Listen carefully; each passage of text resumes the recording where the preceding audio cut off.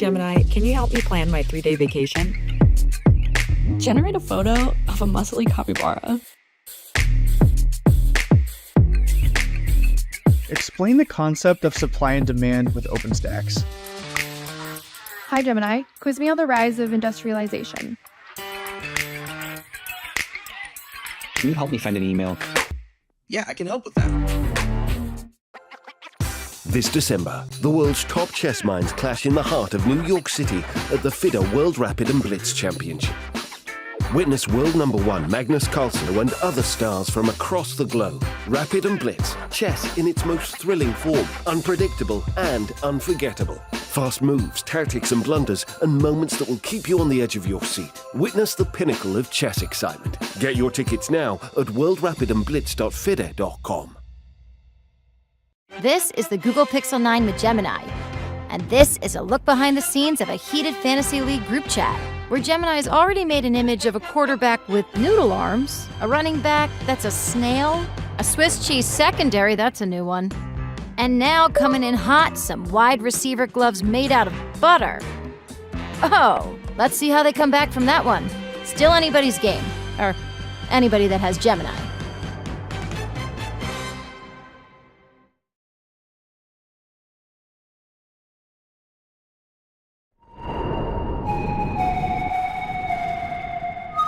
Welcome to a momentous occasion in the world of chess, where history, culture, and destiny collide in a dazzling display of strategy and skill. We turn our gaze to Singapore, the illustrious Lion City, a global crossroads where ancient traditions meet cutting-edge innovation and the world's bustling economic currents converge. Here, on this storied stage, the Chess World Championship unfolds, capturing the world's undivided attention. In one corner, we have Ding Liren, the reigning champion hailing from China, where a population over 1 billion stands behind him, fueling a relentless drive towards glory. Ding's journey embodies a legacy of strategic mastery and an unyielding pursuit of excellence. The road back to the World Championship has not been easy for Ding. This past year has been one of his most challenging, both on and away from the chessboard. Opposite him, from the shadow of the Himalayas, is Gukesh, the prodigious talent from India. Gukesh represents a new wave of chess brilliance from the subcontinent, leading a generation of extraordinary minds who are reshaping the landscape of the game. Since winning the candidates, Gukesh has been in top form, having one of the best ever performances at the Olympiad, where he and India won gold for the first time. As we watch these giants battle for supremacy, we are reminded of chess's rich history, a game that has transcended borders and ages, uniting diverse cultures in a single shared passion. From ancient palaces to the grand stages of modern arenas, chess remains a testament to the universal quest for intellectual triumph. In this grand spectacle, Singapore stands as the perfect host, a beacon of global unity, where every move and countermove resonates far beyond the chessboard, symbolizing the ties that bind us all. Prepare to witness a clash of titans, a celebration of strategy, and a moment where the world comes together in the name of the greatest game ever played. It is experience versus youth, Ding's unshakable resolve against Gukesh's unstoppable momentum. Who will emerge victorious as the 2024 FIDE World Champion?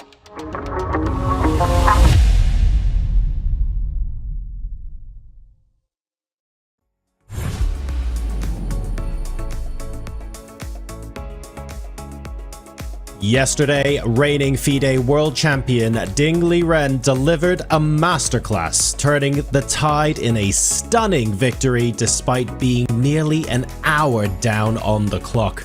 A ruthless display of focus and resilience. And now, as our two Asian titans battle for the crown, there is no better stage than Singapore, a city where diverse cultures unite just as chess unites us all. Will the challenger strike back, or can Ding tighten his grip on the match and further flex his experience and resolve? Welcome to our coverage of the FIDE World Championship 2024 live from Singapore. I'm John Sargent, and joining me are two titans of both the game, the playing hall, and the commentary booth. Grandmaster Judith Polgar. Judith, welcome back to the broadcast. Yesterday was amazing. What can we expect today? Well, yesterday it was what a start, right? It was so exciting. I'm not sure they are going to be able to keep this level of a show what they gave us in game one. At the same time, I'm expecting a tough game, very interesting game. I'm pretty sure Gukesh is hungry, even more hungry than yesterday, because we could see in the press conference also that he had his remarks that this is even getting more interesting. So I'm very curious what he's up to, and of course it will depend quite a bit how Ding is choosing his opponent.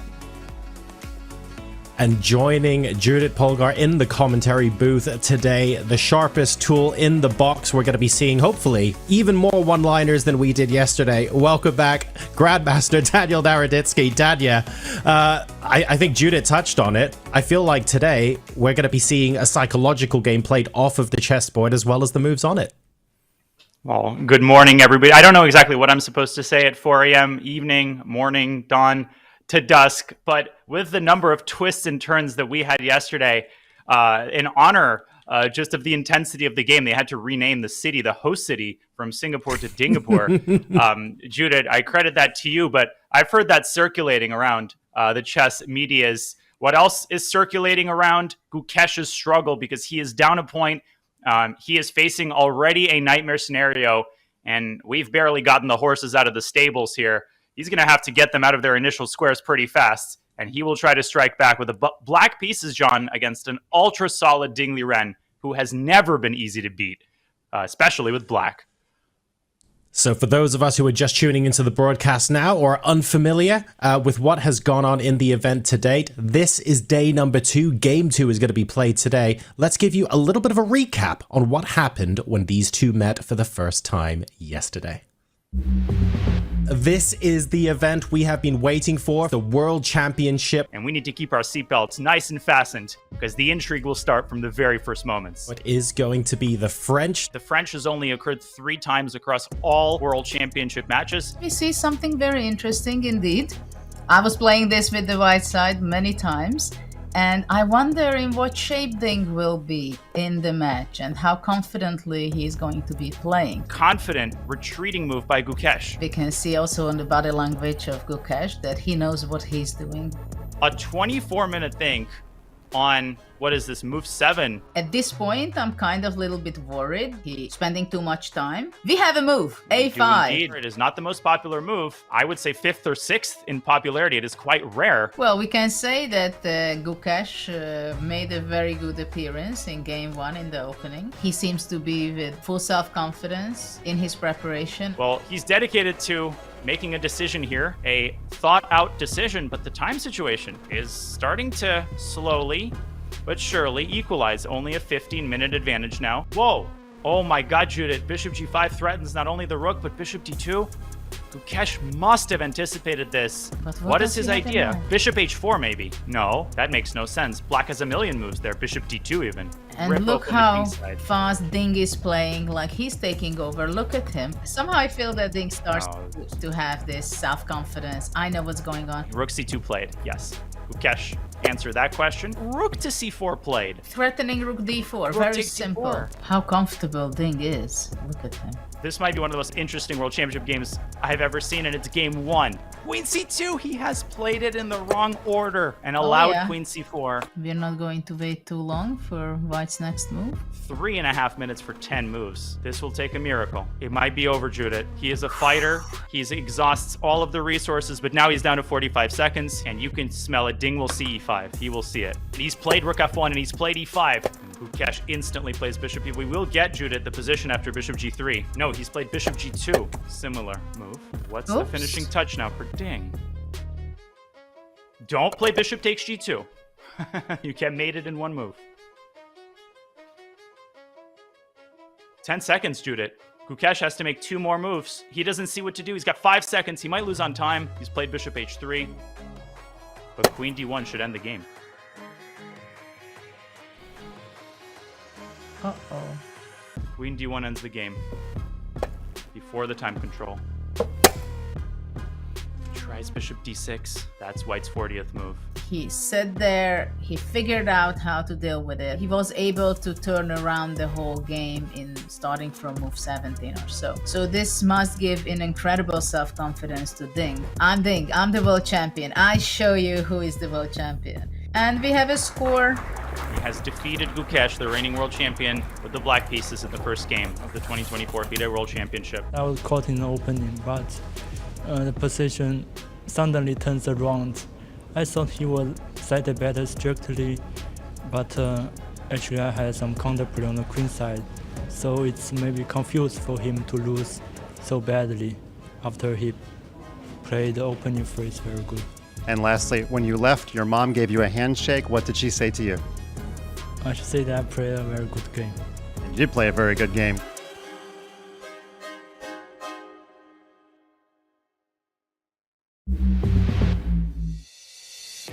Thank you very much for that, folks. Some very interesting stats as well from yesterday's game number 1 in the FIDE World Championship. Daniel, I want to touch on that first one with you. A 28-game winless streak for Ding. He's also got the 100-game unbeaten streak, so that one was a little bit unwelcome. That said, well and truly broken yesterday, nearly a year since his last classical win before that breakthrough. What do you make of that? Well, John, we sung the praises yesterday of his time management at the board. The rapidity with which he made one blow after another as he squashed Gukesh's resistance. But let's talk about the timing. If you could choose just the perfect day out of the last 300 plus to have that first win with the black pieces, it would be yesterday, Monday, game 1 of the World Championship. Yeah, that's absolutely right. Peaking at the right time is an important concept in many sports, and it gives you a big psychological advantage as well, Judith, because it's the 12th time in the World Championship that game number 1 was won with black. And I don't want to get all superstitious, but 9 out of 11 times they went on to win the championship. So do we treat that as superstition, or does Ding carry that, be extremely proud of it, and uses that to push his momentum forward? I don't think statistics is something the players care too much about. They do care about the fact that yesterday was a decisive game and it was a very exciting game as well. So I don't think we should make any conclusions of that. Like back when Kramnik was playing with the Leko, for example, Leko lost also his first game and he could win the match. So there is always a chance Gukesh will come back. It will be punching each other back and forth. That's what I'm expecting. So let's see what will be the end of it. Excellent stuff. For those of you who are maybe used to watching tournament coverage, for example, or other forms of chess, the World Championship itself is just a little bit different. In fact, it can be quite a lot different. Preparation, the way you take your approach to each game over the board, extremely different from how we would typically show a tournament or a team match. Let's go ahead and break down what the World Championship match specifically means for these two players. The FIDE World Chess Championship tradition goes back to 1886, when Wilhelm Steinitz became the first official world chess champion after defeating Johannes Zukertort as the first player to achieve 10 wins. Nearly 150 years later, the core tradition endures. The challenger must beat the reigning champion to claim the throne. 18-year-old Gukesh secured his place by winning the candidates, and now gets a shot at winning the title in a head-to-head battle against the reigning champion Ding. They will face each other in up to 14 classical games that can last up to 7 or even 8 hours, with a time control of 120 minutes for the first 40 moves, followed by 30 minutes for the rest of the game with 30 seconds increment added from move 41 and on. Only one game is played per day, with rest days after game 3, 6, 9, and 12. The player who first scores 7.5 points or more wins the title. If the match is tied 7-7 after 14 games of classical chess, the match goes to playoff. Regardless of how the match is decided, it's bound to be a treat for chess fans worldwide.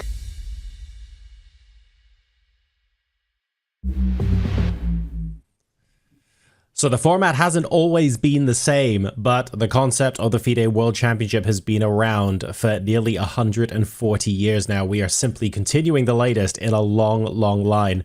So, Danya, very, very familiar tournament. Perhaps the format, though, a little bit more modernized. Yeah, it's been going on for just a handful of years, about 140 to be exact. I promise more historical references today, and I'll delve deeper into them as the game gets underway. But in 1886, Wilhelm Steinitz and Johannes Zukertort contested the first ever official World Championship match, and Gukesh might take some inspiration from Steinitz's attitude because he went down 4-1. And in the fifth game, Zukertort delivered a crushing victory, making all of his 32 moves in under an hour. And yet, both Zukertort and Steinitz maintained the right attitude. For Zukertort, he told the reporter upon leaving the playing hall, "Oh, it's nothing. I have known men to get a much better start than I have and yet lose." And for Steinitz, he tells the reporter Zukertort is a great chess player. Everybody knows that. But although the match stands 4-1, I entertain the strongest hopes of winning yet. So confidence and humility is what is the order of the day for both players, Sean. And both of them have those qualities in abundance for sure. We're now a couple of minutes away from the first moves of game number 2. Earlier today, we caught up with Mike Klein. He is live from the playing hall. Let's go ahead and take a look at what preparations look like for today. Welcome back inside the playing hall before round 2 in Dingapore. That's what we're calling it after the champion sensationally won his first round game. The man was night and day between this year and last year. Recall last year, he barely stayed at the board in round 1, but this year he was fixed on the board. He played an uncompromising opening, and even after the game, he gave me a post-round interview. That may not seem like much, but at the World Championship, the players famously go into a shell, and he was quite at ease just being himself. Singapore is actually the home to the world's busiest land border crossing. More than 300,000 people pass through the same port of entry each day. And if the viewership is any indication, we are working up to live viewership numbers that could exceed that level. We had double the number of viewers in round 1 this year as opposed to the previous year. Now, Ding is playing from a spot he's never played from before. He has a lead for the first time in a World Championship. How will that affect his play? Remains to be seen. How will Gukesh come back, spoiling one of his turns as white, and he's playing from a deficit 24 hours into the match? A lot will be figured out today as we see how the players react in round 2. Back to you guys. Thank you very much for that, Mike. And don't forget, it's not just us here in the commentary booth that are going to be giving you opinions on who is going to be winning today. You get the opportunity to do that yourself at home with Vote Chess. You'll be able to head into chess.com. Make sure to click into the events. And when you hop into the tabs up top here, you can see you've got games. And more importantly, you go into the game for today. Of course, it will be Ding versus Gukesh. And then you'll see a social tab. When you click that, you can vote for who you believe is going to win. And it's not just about voting and making sure those numbers tally up. You can win prizes for yourself as well. There are 20 lots of prizes available, with first prize being a whopping $400 worth of Chessable's course vouchers. So plenty on the line for all of you too. Remember, you can vote up to move number 10 in today's game. So have a think about who you reckon is going to be winning today, but make sure you cast your vote before the 10th move is played. Right, so the votes are going to start coming in. We've got several hundred actually already through the door as I said that, so thank you all very much. Head over to chess.com and cast your votes in Vote Chess now. But the psychological game begins. Both players sat at their chairs. I think when we were warming up earlier, Judith, we saw the wheels get changed on Ding Liren's chair. I'm not reading too much into that. Maybe one of them was squeaking yesterday. I don't know. It was really funny watching a team of engineers with spare wheels. I think we saw the offending mouse run by the camera there. Exactly, right? So in World Championship matches in the past, there have been loads and loads of like little quirks and little interesting things that chess players have just preferred to be by their side when they're playing a game of chess. So I imagine this isn't all that unusual, Judith. There's been plenty stranger things in the past. Well, there was a lot of strange things, of course. Boris Spassky against Fischer. That was a very unique match. Actually, I think that was the first World Championship match where they had glass in between the audience and the players. That's already very unique. And yeah, but small details do count. And of course, the players can be superstitious as well. So we'll see what's going to come out of this one. But I don't see the players having too much small details that they try to disturb each other or anything like that. It's not here. Gotcha. And Danya, we do have the glass in between the players and the audience here as well. It is one-way glass, so the audience can see in, but the players cannot see out. And there's been plenty of interrogating going on inside as well. It's been a brutal day one. Do we think that today things are going to chill out a bit, or is it way too early to make predictions like that? Well, as long as the glass keeps the commentators out of the playing hall, they keep trying to get in and distract the players. But Right. the tension, if anything, has reached a peak. We saw a lot of slicing and dicing yesterday by the pundits. Everybody made their voices heard, their predictions on game two, what the approach will be, particularly for Gukesh, who has the black pieces. Will he take a solid approach? Will Ding Liren take a solid approach? Because he has shown a propensity, John, for 1e4, most recently in the Sinkfield Cup against Wesley So and against Gukesh. He played the Italian twice, both times achieving an overwhelming advantage out of the opening. So just like yesterday, where we saw a surprise on move one, we might see a surprise on move one here as well, this time from the white e-pawn rather than the black e-pawn. I don't think white's e-pawn is going to go forward one square, though. No, quite possibly not. We've got two ceremonial moves being played today, which is a little unusual if you haven't seen this before. So for black, we have Professor Lim Kok An, who's widely known as the founder of Singaporean chess and is represented here by his daughter, Stella Kon. Stella is a renowned Singaporean playwright, novelist, short story writer, and poet. And she's frequently used as literature text examples in schools as well. Absolutely massive in Singapore. And she's co-sponsored the latest GM tournament in Singapore in 2018 as well, which is delightful. And on making the ceremonial first move for white, we had Tan Lian An, who's a living legend of Singapore chess, a 10-time Singapore champion, and has represented the Singaporean nation in 4 Olympiads, 3 of them on board 1. E4 has indeed been played. The first move of game number 2 of the World Championship 2024 is now officially in the history books. Judith, Danya, take it up. Rome wasn't built in a day, but I think the Italian might be built up on the board in just a couple of seconds here, Judith. And indeed, a reprisal of the opening that Ding Liren has suddenly, starting from the Sinkfield Cup onwards, shown a great proclivity for playing. He's a D4 player by blood, by nature, but an Italian player as of today. Well, to be honest, I was expecting e4 today because it seems like Ding wants to play things that he's a little bit out of comfort zone, I must say.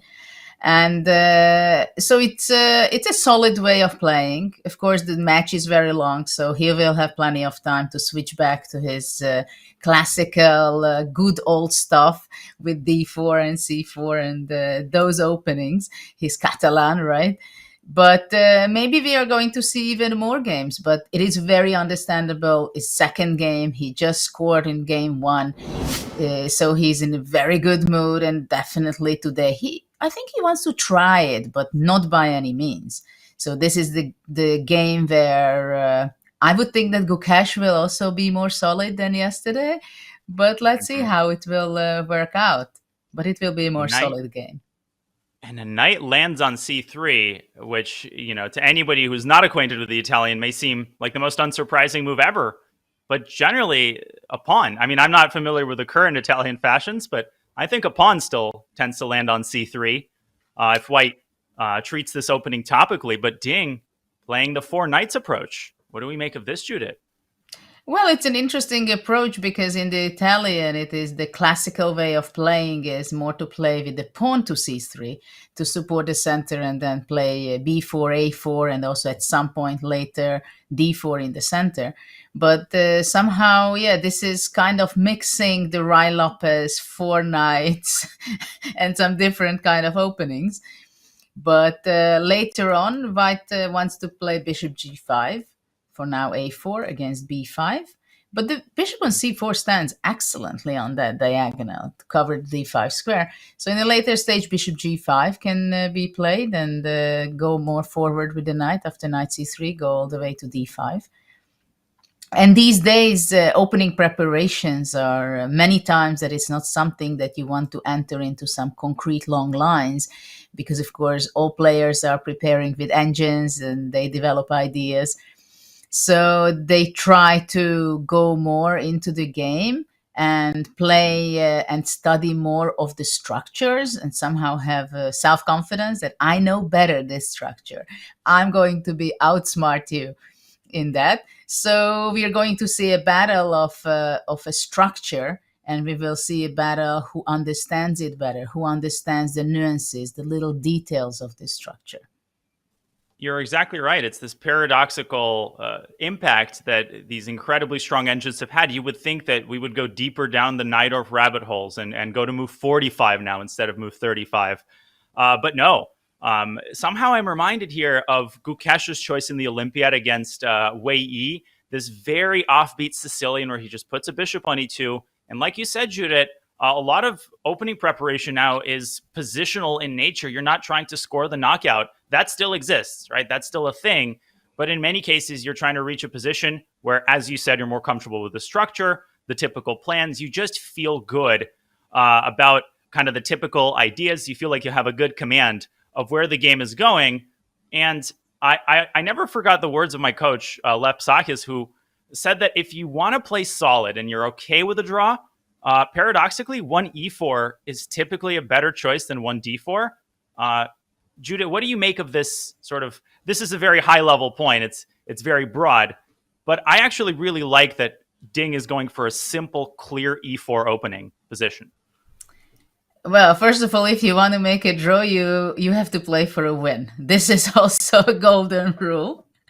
And well, I was always an e4 player myself. I was not going for a draw, but I was more playing sharp lines from a very young age. Even though I was playing the King's Gambit, for example, which up to today I just can't imagine how could I play the King's Gambit with after e takes f4, bishop c4.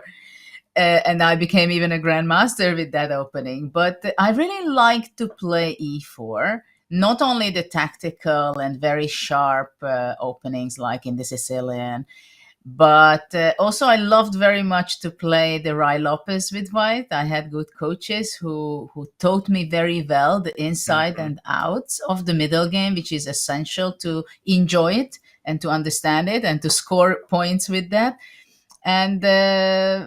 And of course, some of the greatest players like Karpov also, that you look at those guys, champions, how you have to play these openings, right? So e4 can be solid, very solid, as we see in this game. But still, it doesn't mean that White is looking for a draw. Indeed. Short castles is on the board. And there's one clarification I want to make about move order. Because we have this weird mishmash, right? At first, it was an Italian. We thought it was going to be a main line. Is it a 4 knights? There's the inclusion of the moves a4 and a6, which is very typical in mainstream Italians. But if White tries to get this type of position through the 4 knights move order, that's invalid. And you see this online a lot, Judith, at the lower levels. You see the 4 knights with bishop c4. No. As far as I know, this does not lead to the desired type of position because of the center fork trick. Knight takes e4 is very effective here, and it solves all of Black's problems and then some. I think it's White who typically has to struggle for equality after the smoke clears. So for obvious reasons, Ding did not want to opt for this move order, and so instead he starts out with an Italian, but it's a pump fake. He doesn't play c3. Now he plays knight c3, channeling the game back into this 4 knights territory. And now a big question for Gukesh, because White has committed to the king side. Will Black do the same, or will Black opt for one of these modern ideas, such as h6 and g5? Probably the time has not arrived for measures like these, knowing Gukesh's style and approach. Well, of course, I'm always a fan of this kind of ideas, h6 and g5. h5, and I'm extremely happy seeing these days chess, because if you don't play such a moves in a game, h4, g5, some kind of aggressive, even aggressively, seemingly aggressive, maybe it's position move, then you're out of fashion, kind of thing. When I was playing these moves, people thought I'm crazy. But yeah, I'm not sure that game 2 after a loss will be the best game to try out, to go out and play so aggressively. At the same time, it's not an easy decision. I don't know how much Gukesh is prepared for this exactly, with the small detail of having knight c3 on the board. But these small details can cause trouble for you to understand what is really going on here. And it is very clear that White's plan is going to be bishop g5. So h6 will be on the board, I think, now or within a few moves, because that is very much in the spirit of this kind of positions. After that, of course, you can play g5 most likely without castling, but you can say that you go castle, bishop e6, and develop your pieces playing very slowly. Sometimes knight e7, go to g6, playing c6, moving back the bishop from c5. So it's a very slow game, which... You play a 4 knights, I play an Italian. I played 4 knights a few times, I think. But, you know, when you're an e4 player for several decades, then you try out everything. I was playing Rai Lopez the most, and I played the Scotch. I played the 4 knight. I played 2 knights e3 and g3, this very strange setup. I even played, when I had to win against Galfand, I played 2 bishop c4. Oh, yeah. But that was a psychological weapon. I mean, the Vienna's not bad. I mean, Hikaru has largely revived it in the sphere of online chess. You know, these knight c3 and bishop c4, these cagey setups. And again, it's all part of this trend to steer the game. Everything's equal, right? This is the liberating factor. Everything's 0.00. So you might as well, I mean, e4, e5, d4, for goodness sake, has gotten more popular than it probably should be. Now, Judith, I'm looking at the games list, and there's only a handful of games already in this position. We're in fairly novel territory. Now, there's a couple of high-level games. There's a rapid game between Wesley and Hikaru. There's a recent game between Tabatabai and Martirosyan in Yermuk. There's a game played by my good friend, Dominique Myers. He's a master living here in Charlotte. He castled, but it seems that the most popular move is actually bishop to g4, followed by h6. Hikaru played bishop e6, and that move was met with knight to d5. Noterbeck also playing that move. Very interesting stuff. Should we put that on the board? Bishop e6 and knight d5, Judith, is White's idea, apparently. Yeah, this is obviously, it's a very typical idea that once black is playing bishop e6, you're ready to go knight d5, because knight cannot capture it, right? And, well, probably at this point, bishop d5 would be the move, giving up the bishop. E takes d5, knight e7, then bishop g5, and it gets kind of more concrete than we could expect. Also, d4 is possible immediately. That's what Abdusatorov played against Knightich in Blitz. Hikaru played h6 instead of bishop takes d5. Noterbeck uncorking this sequence in a Blitz game. This is looking pretty juicy, I gotta say. Sign me up for this. And absolutely, I mean, Ding's idea is to play something very solid, to kind of provoke the young talent, genius, and just in case he's improving his position. So he's not without idea at all, just because it's a very solid opening he's playing. He has a very strong idea behind playing this with knight c3. And to be honest, I like it pretty much the way White is trying to handle this. h6 is on the board. I think this is the most logical move, because you still keep the option open for yourself. Am I going to go castle? Sure. Do I play g5? Am I going to be playing bishop e6 or bishop g4? So there are these moves, these h6 kind of moves, or h3 with White. It's the typical move that it will be good for at some point. It's like you have to have this move on the board. And we see Ding playing very fast today. Bishop e3. Noterbeck's move. Noterbeck has 4 games. No, 2. These are doubles. So 2 games. Still a lot in this position. One against Hans Niemann, who, by the way, loves the Italian with White, and one against Lei Kwang Lim in classical. And this is a big dilemma for Black, Judith, because the Vietnamese grandmaster decided to castle. Gukesh blitzing out what I believe is a novelty in bishop to e6. Is this copycat chess? If white plays h3, we have all black needs to do is play a5 in that position, and we have a literal copycat position. Well, that's Well. that's kind of funny, but he's not going to play h3 because there are quite a lot of tension with the pawns. But he plays a5. Look at that. How are they still blitzing moves? I mean, either of the bishops can be captured by either side, and neither side is capturing either of them. That was a tongue twister. a5. This is a surprising move for me, keeping the tension. So this is also kind of very interesting in chess, when you have pieces trying to be exchanged, and who can keep the tension. And many times that you're just sitting and waiting and try to tease your opponent that, come on, exchange it because it improves my structure. But somehow it is actually, I've never seen this kind of reaction before. I'm a little bit of a skeptic here, Judith, and I definitely we want to talk about why white didn't take the bishops and black didn't take the bishops. But let me ask a question of you, kind of urgently. Am I missing something, or can black start with bishop takes c4 and try to go after? I'm sorry for my early morning greed here. I haven't eaten my vote meal. Remember to vote on the results of the games, but I'm going to vote on the result of the a5 pawn. And I'm going to vote that it's going to be captured on the next move. What's Ding cooked up here? Is it knight d5? Yeah, knight d5 should be the first move to check. I don't know if you can take on e4, but it looks kind of tricky. You want to go bishop Let's a5. take here. But if I take this pawn, you might have some... Okay, here I can see how you have meat on the bone. Maybe knight takes f6 and queen d5.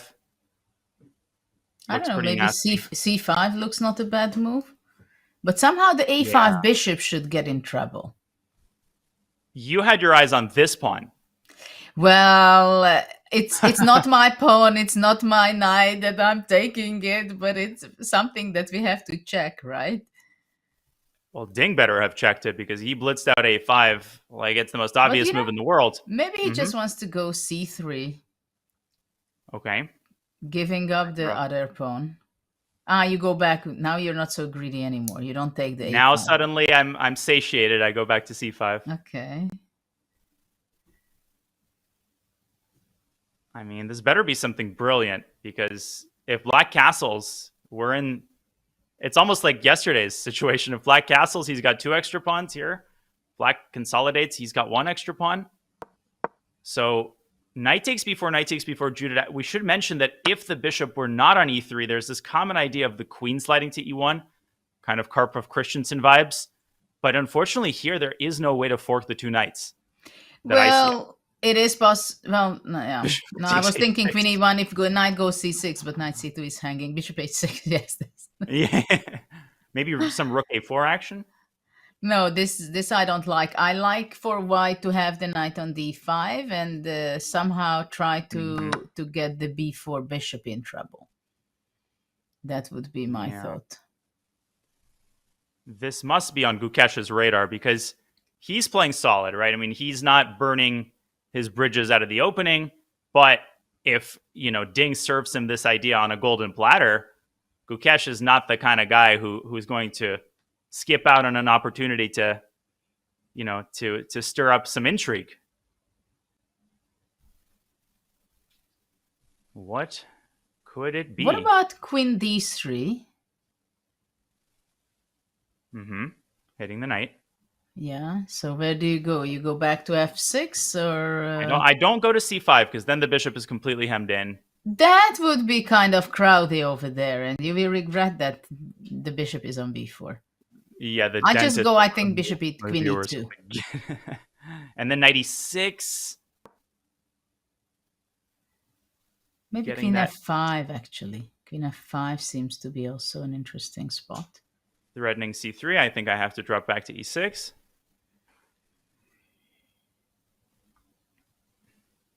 But now there are some sacks. I mean, there's like c3, bishop c5. b4.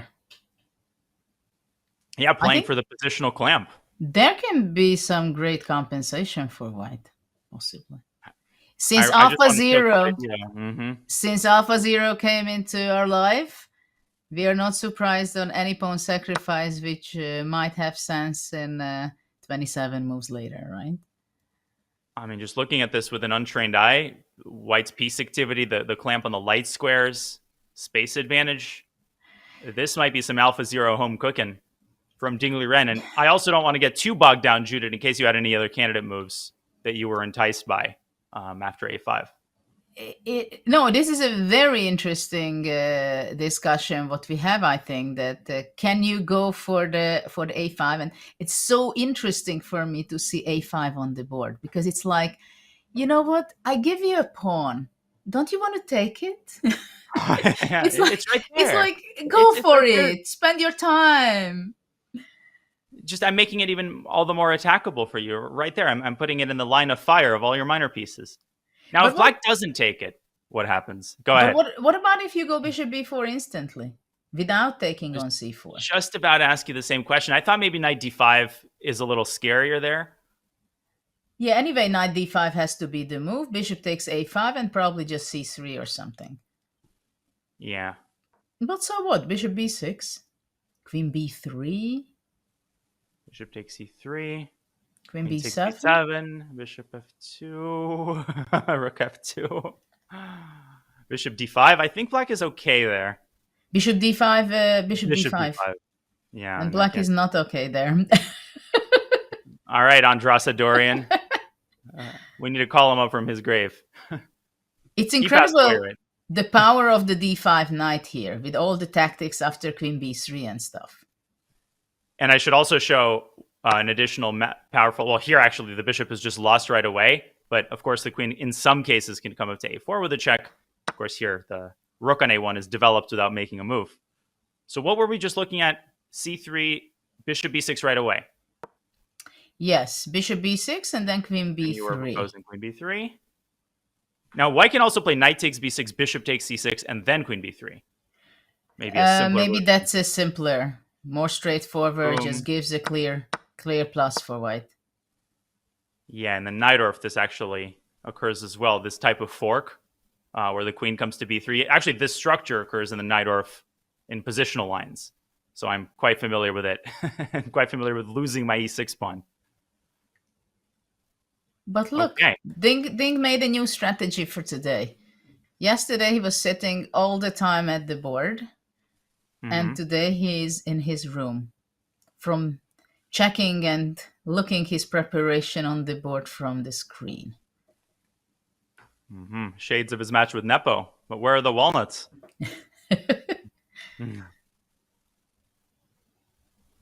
Okay. This is a5. I really like this. Incredible preparation. Bishop c4. Okay. And the moment of truth will happen, Judith, after dc, because we should mention that, you know, nobody canceled bishop takes e3. That is, I'm sure, a completely viable move. And that structure is not one that you get every day after f takes e3. No. What's your vote? Do you think he goes full in, chips to the center of the table with bishop b4? I don't think so. You think he takes on e3 or castles? Well, castle is a logical move. The only problem I have for Black that he might end up very easily in just a very clear, solid verse position, because that pawn on a5 gains space advantage. So I can visualize it. Of course, that's a dream for White to play queen d3, knight d5, after that c3, b4, eventually at some point b5, and just grinding until he almost wins. And what is the counterplay for Black? This is the big question. And also in these positions, I think it's very important to note that at first it might seem that it's no big deal, it's pretty equalish. At the same time, if White can set up the pieces the way he wants, and he has a structure which having the pawn on a5, sometimes you can just not do anything against the plan of the next 5-6 moves.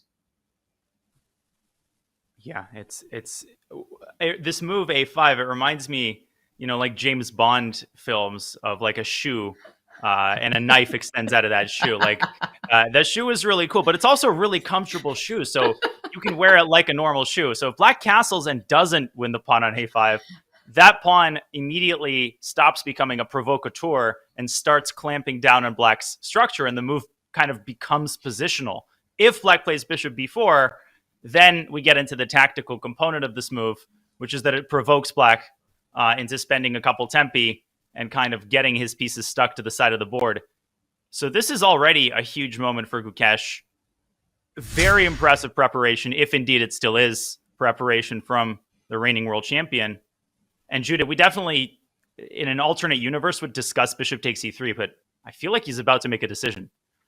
It's very interesting. It looks like such an innocent position at first sight. At the same time, I think it's a very serious, critical moment because Gukesh is having a serious debate within him. And these are the small details, I think, which counts a lot in a World Championship match, a match itself, that all these little details accumulate. And like now, it's no big deal, but should I go bishop b4 or should I take bishop e3 or just go knight e7? Well, knight e7 not because e5 is hanging, but castle. Or what should I do? Knight d7, knight g4. What is the pawn structure? This is better, that is better.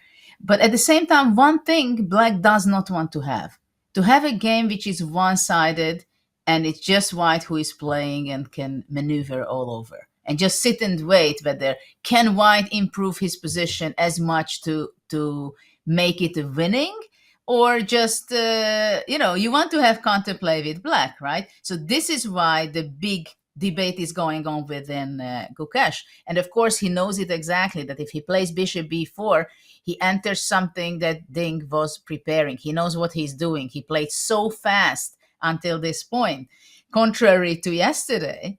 That this is the big problem when you have these kind of positions, that you know that you're not playing only against your opponent if you play bishop b4, but you're playing against him and his team and his homework. Yeah, there's chess base and there's Stockfish. Yeah.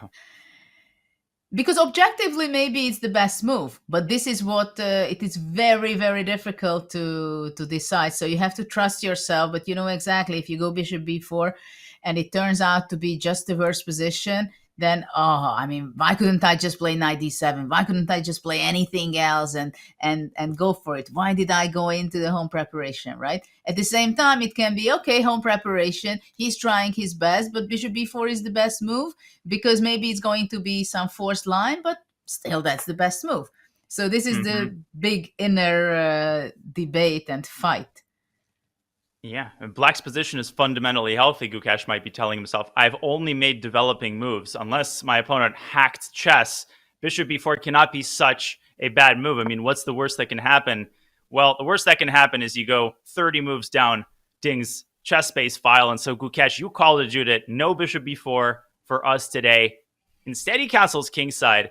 And I wanted to briefly mention, I think we would be remiss if we weren't to mention that bishop takes e3 is very tempting for newer players because it ruins white's structure even further. I am never a fan of the semi-open f file from the black side because it gives white a very clear roadmap of attack on the king side as well. For example, queen e1 could happen. The knight quickly gets around to f5, and we won't explore the particulars of this structure, but I think Gukesh's decision to keep the tension makes sense. But you mentioned, Judith, that this could turn into a one-sided position, which is annoying under the best of circumstances. And when you're down 1-0, getting a torturous endgame or a long middle game where your opponent is having all the fun, not how the script was written for Gukesh today. Yes, indeed. But it was a very logical decision by Gukesh, I think. Even if bishop b4 was the best move, we cannot blame him playing a short castle and go for the more solid, longer game. I think this was the smartest decision he could make in this position, regardless what was really the best move. But now... Bullet Brawl's on Saturday, Ding. It's still only Tuesday. E3 already played. And look how fast Ding is playing. Only spent 4 minutes And I have the feeling that he's not going to spend too much time either in the next few moves. He knows, he understands the position, it seems. So what is his idea with b3? I think it can be, for example, that he wants to go maybe at some point knight a4. So when black takes on a5, knight c5, the c4 pawn is protected. Mm-hmm. But this is a long way of thinking.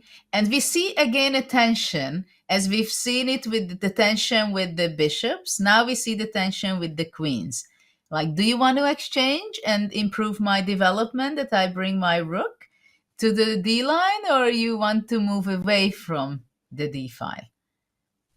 And black is tantalizingly close to just exchanging all the pieces and making a draw, but this is exactly how you get into positions that Magnus is so good at converting, the small endgame advantages. So if we made Judah, this would not be my choice, but just as a way to get a foothold on the position, what if black takes the most primitive approach? I take on d1, meat and potatoes, and then I bring the rook to d8, and I say, let's go home and have 6 hours before Title Tuesday. Let's make the restaurants before they close. How does white squeeze this small advantage? Is it knight d5? Or is it something more subtle? Or is it knight a4? Well, the thing is that knight d5 would come to mind at first, but my e4 pawn is, I think, more important for me than the c7 pawn, right? So this is unimpressive, right? Black just moves the rook, or even knight c3 can be considered. Knight c3, very interesting intermediate move, I must say. But yes, because after b3... After b3, this is a good square for the knight. So I don't think knight d5 can be a good choice. So we go back to this position. So what is the secret sauce? Is it an exchange? I mean, an exchange sack is never out of the question, but also looks premature. Well, the main issue can be for black this c, knight e1 and knight d3. Nice. And like f3, something Karpovian. But that may allow black to stick a rook on d4. Well, first of all, you can go rook d4, but you can also take rook d1. And a5 is hanging if you take with the rook. If you take with the knight, the e4 is hanging. Yeah, hey, I wasn't the one who put the pawn on a5. He wanted to sacrifice it. I'm just doing him a favor. Don't blame Ding for putting it there. Maybe he will be very grateful for that. But yeah. But actually, rook a d1 was also possible, Maybe to keep the other rook on f1. But of course, the a5 pawn is vulnerable. Well, white can take on d8 and then play knight e1. But that will allow black's rook to infiltrate the second rank. And I'm not seeing exactly what Ding has in mind here. Yeah, this is a kind of a big question, but I think maybe rook takes d8, but it's not something that we would like to have, right? Giving up the file. Well, rook takes d1 is a threat. It's semi-threat. Let's put it that way. So what is black's next move here? So why what can I go rook e1, just protect the e4 pawn with the idea of knight d5? Ooh, so just saying, hey, I'm not signed up for the fight over the d file. You do you. I'm going to get ready for knight d5. And if black tries to beat you to the punch... Yeah, that's what you go. But now maybe rook c1. I mean, something very subtle. And the trade on f3 might actually help like buttress the e4 pawn, something like that. Such convoluted lines. We want to bring John back to the show as well. John, we need all the help that we can get to manage the particulars of this endgame. This is positional chess at its finest.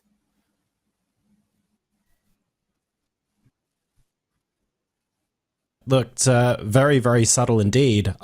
Before you guys went into the analysis in detail, I was sat here thinking, bishop takes e3 just makes a lot of sense. If out of the opening you're going to have equal material and you're giving white two sets of doubled pawns, like there are very few instances where I'm looking at that going, that's objectively worse, but you guys rightly pointed out opening up the F-file, the knight maneuvering that can actually turn that into an advantage for white. It feels like, maybe Judith, correct me if I'm wrong here, it feels like this opening choice was full of those kind of subtleties that sort of scream much, much deeper preparation than perhaps it looks like on the surface at the beginning of the game. This could be something really, really deep and thought out that we can see Ding strike at Gukesh a lot later on in the middle game. Well, we can say that after a win and when you take the lead, it's easier to use a strategy because you don't want to win desperately, right? So, yes, we can say, I mean, it's a completely different perspective after a win than if, let's say, yesterday it would have been a draw, right? I mean, it's a very nice situation for Ding that he can go in a very solid way. At the same time, as in the beginning, I was pointing out, just because you play very solid, it doesn't mean you don't play for a win. He's in a very good situation that he knows this. It seems like he's flashing out the move, so he understands what's going on. And he knows that it's him who is going to play, hopefully for him, that plays the cat and mouse game, because it can happen very easily in these kind of positions. So I think it was a very smart choice by Ding, and it is very uncomfortable for Gukesh. So I would think that for Gukesh, the draw would be just a perfect result for today and then move on for the next one. But I'm expecting a long fight with small details in it. Excellent. And Danya, the psychological game, Ding mentioned yesterday, even said, he made a conscious decision to sit at the board as much as he possibly could rather than sit in the player lounge. He's now about to be half an hour up on the clock. Is he sitting in that chair, Ding chilling, thinking, my team has done a great job? We're just we're just nice and relaxed right now? What's he thinking? He said that, but then he discovered the couch in the rest area, and he discovered that he could look at the board. I mean, look at just the stoic demeanor of Ding. And, you know, we were slicing and dicing his demeanor in the match with Nepo, but this is just a differently kind of focused Ding Liren. He might not be at the board, but his brain is certainly at the board. His brain is currently on the D file, where some trades might occur in the next few moves, John. But as Magnus astutely pointed out, for Gukesh, you can't win the match even if you win this game. I mean, you equalize the score, but you can certainly come close to losing the match if you lose and go down 2-0. Obviously, plenty of chess left to be played, but the stakes are incredibly high as early as the second game for the Indian upstart who has shown such poise and needs a little bit more where that came from, John. So, subtle pressure on the board perhaps, but much stronger psychological pressure off of the board as Gukesh has all of the work to do here, or so it appears in the beginning of game number 2. We might be watching chess history being made here, folks, but you get an opportunity now, before we head to our first break of the day, to own a piece of chess history yourself. To celebrate my great predecessors being added to Chessable, we're giving away 3 signed copies by Garry Kasparov himself. We'll be picking 3 random Chessable Pro members to win, so if you're not already a Pro member, you can join during the World Championship sale that's happening right now to enter the draw. The lucky winners will be selected on December the 2nd and announced live on the final day of this very broadcast. So don't miss your chance and head to chessable.com/pro for your opportunity to win one of these fantastic signed copies of my great predecessors. Folks, we will be taking our first break of the day. The opening choice has been interesting. We've seen a theoretical novelty on the board already, and Ding looks like he's continuing to cook. What will Gukesh's response be? See you in a few minutes.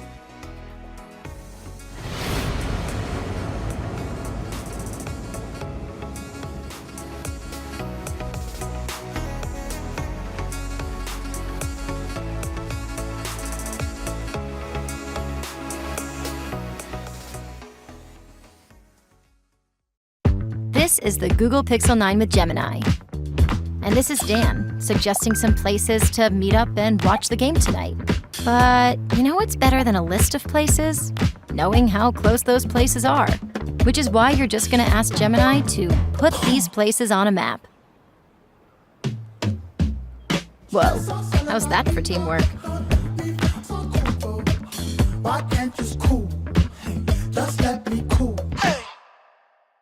In 2022, Gukesh was on your team that won bronze at the Olympiad, and I know he mostly did his own studying and preparation, although he was obviously a valuable team member. I want you to compare your assessment of him then with now, because you gave an interview to chess.com 2 years ago, and this is what you said about Gukesh. Not even sure if you remember. You said, he's self-confident, he has daring play, a risky approach, a narrow opening repertoire, he defends well in tough positions, and you called his time management interesting. Now, how many of those are still the case, and how many of those has he improved on? I think my views stand as such in all the aspects. Okay. So I still feel his time management could be better, and his opening repertoire could be broader, but he's getting there. Now, compared to a 2022 Chess Olympiad, and now he's playing more openings, so he's gradually broadening his repertoire. That's very good sign, and he's not rushing it. So he is confident that he doesn't have to expand too fast and not have a deep understanding of the openings he plays. So he's taking it gradually, which is a mature thing to do. So I'm happy that he's handling these issues, but when you're taking it gradually, it takes longer time to achieve the objective. But my view on all this stands as such.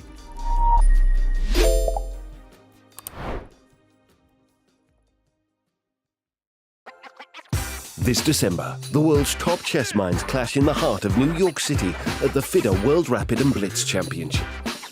Witness world #1 Magnus Carlsen and other stars from across the globe. Rapid and Blitz, chess in its most thrilling form, unpredictable and unforgettable. Fast moves, tactics and blunders, and moments that will keep you on the edge of your seat. Witness the pinnacle of chess excitement. Get your tickets now at worldrapidandblitz.fide.com.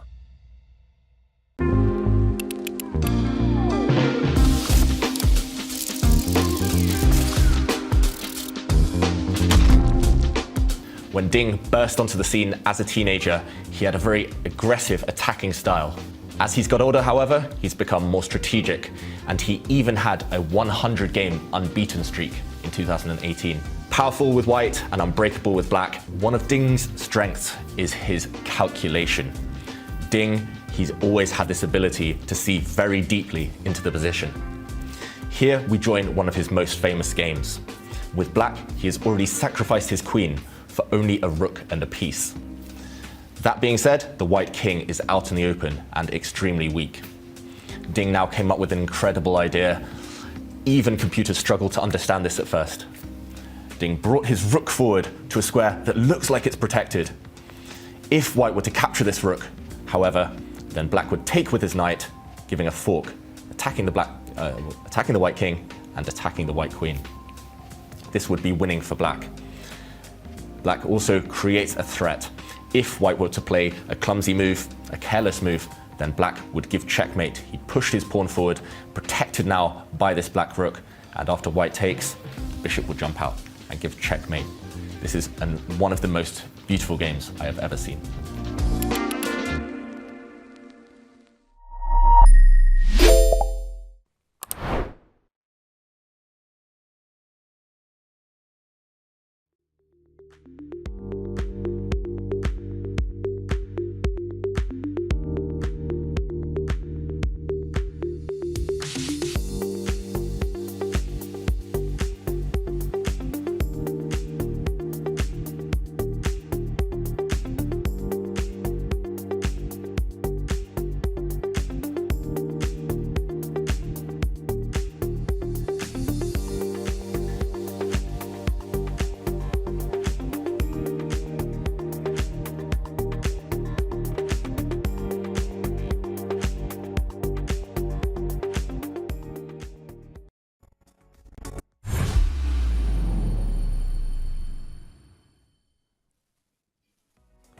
Welcome back to Singapore, where so many cultures collide over the chessboard as well, as it turns out, as Ding Liren, reigning FIDE World Champion, takes on Gukesh from India in a history that celebrates both of their cultures. This is a fantastic opportunity for Ding to try and cement his status as world champion by potentially winning 2 games on the trot. Gukesh, of course, looking to fight back and say that he is here to stay. He mentioned yesterday he was expecting Ding on peak form, and we got Ding on peak form as well. We know exactly what he can do, so the players understand the stakes and how important is this game number 2.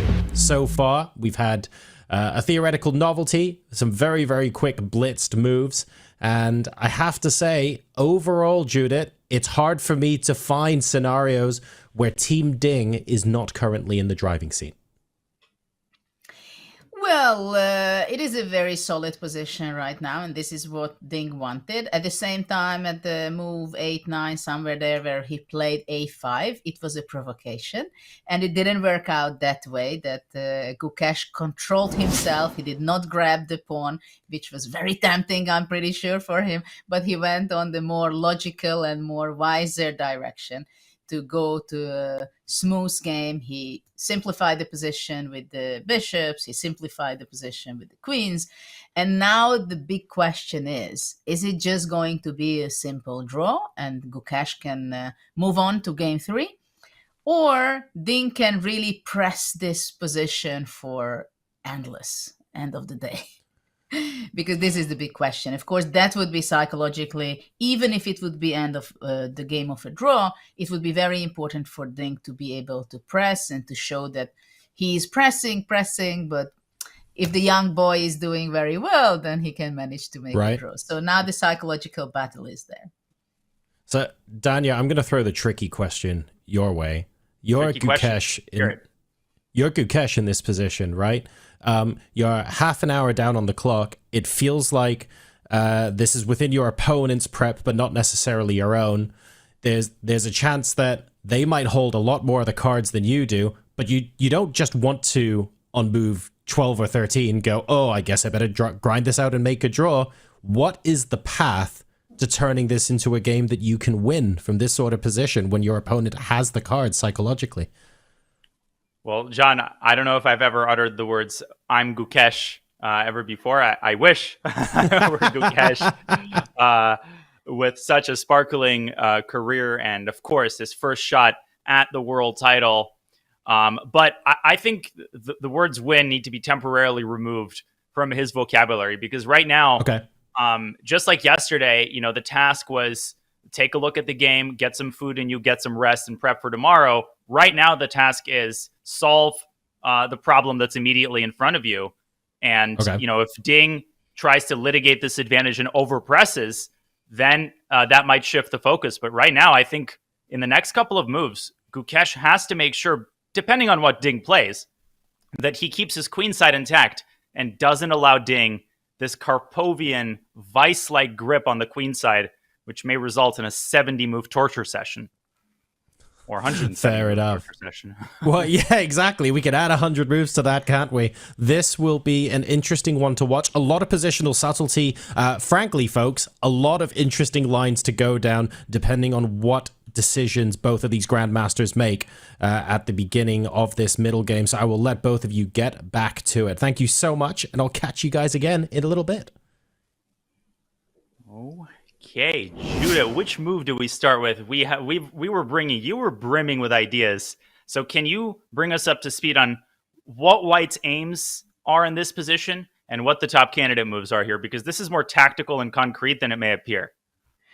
Yes, indeed. White has some space advantage having the pawn on a5. Again, we see a pawn which we can say that it might be great because it stops some of the activities for black.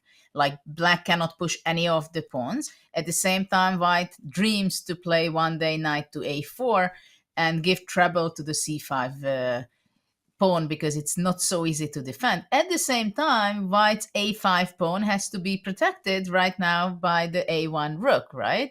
So this is something, it's always a debate whether White can benefit from that he has the a4 square vacant for the knight, or it's going to be a trouble. So this is why there is a big question whether how White will be continuing. Also, White wants to go knight to d5 in the center at some point, but still White has these two pawns, the e4 and the a5, which you always have to look after.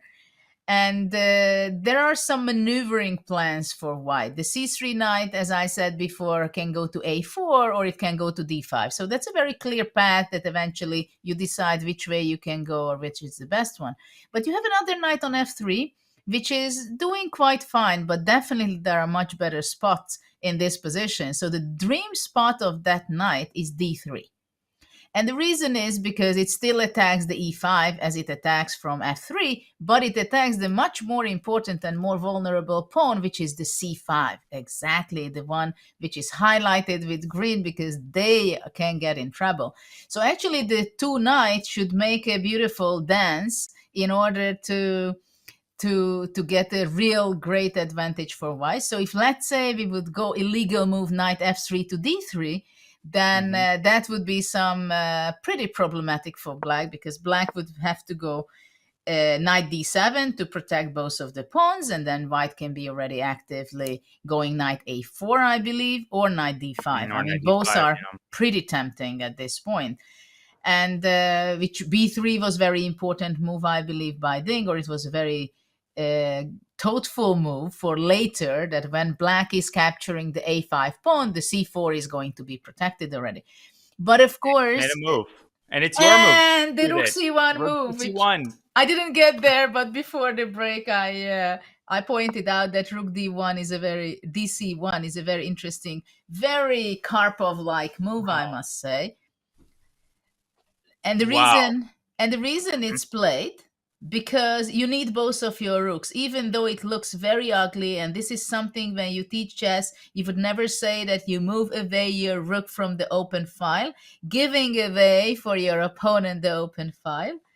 And why white can do this is because with the two knights and the pawns, all the d-file squares are covered. So now it's a temporary thing. And this is how white is preparing this maneuver of knight e1 to d3.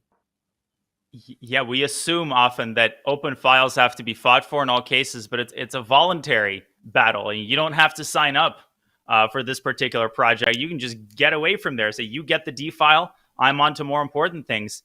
And Judith, two clarifications. First of all, why couldn't white have started with knight e1? How significant would this rook trade have been? Well, the jury's out on that, because we were trying to understand what happens here after knight takes a5, knight d3. White gives up the pawn, tries to win it back, but perhaps Ding decided that this gets needlessly tactical after knight d7. There is no clear path to winning the pawn back. There is knight d5, and the line goes on, and we could examine this, but Ding decides that it's unnecessary. He wants to keep all of the rooks in play, all of the heavy pieces on the board, and there's a different tactical line that this opens the doors to, because the moment the rook lands on c1, I'm looking at this e2 square, and white has to keep an eagle eye on that square should a black knight land on d4.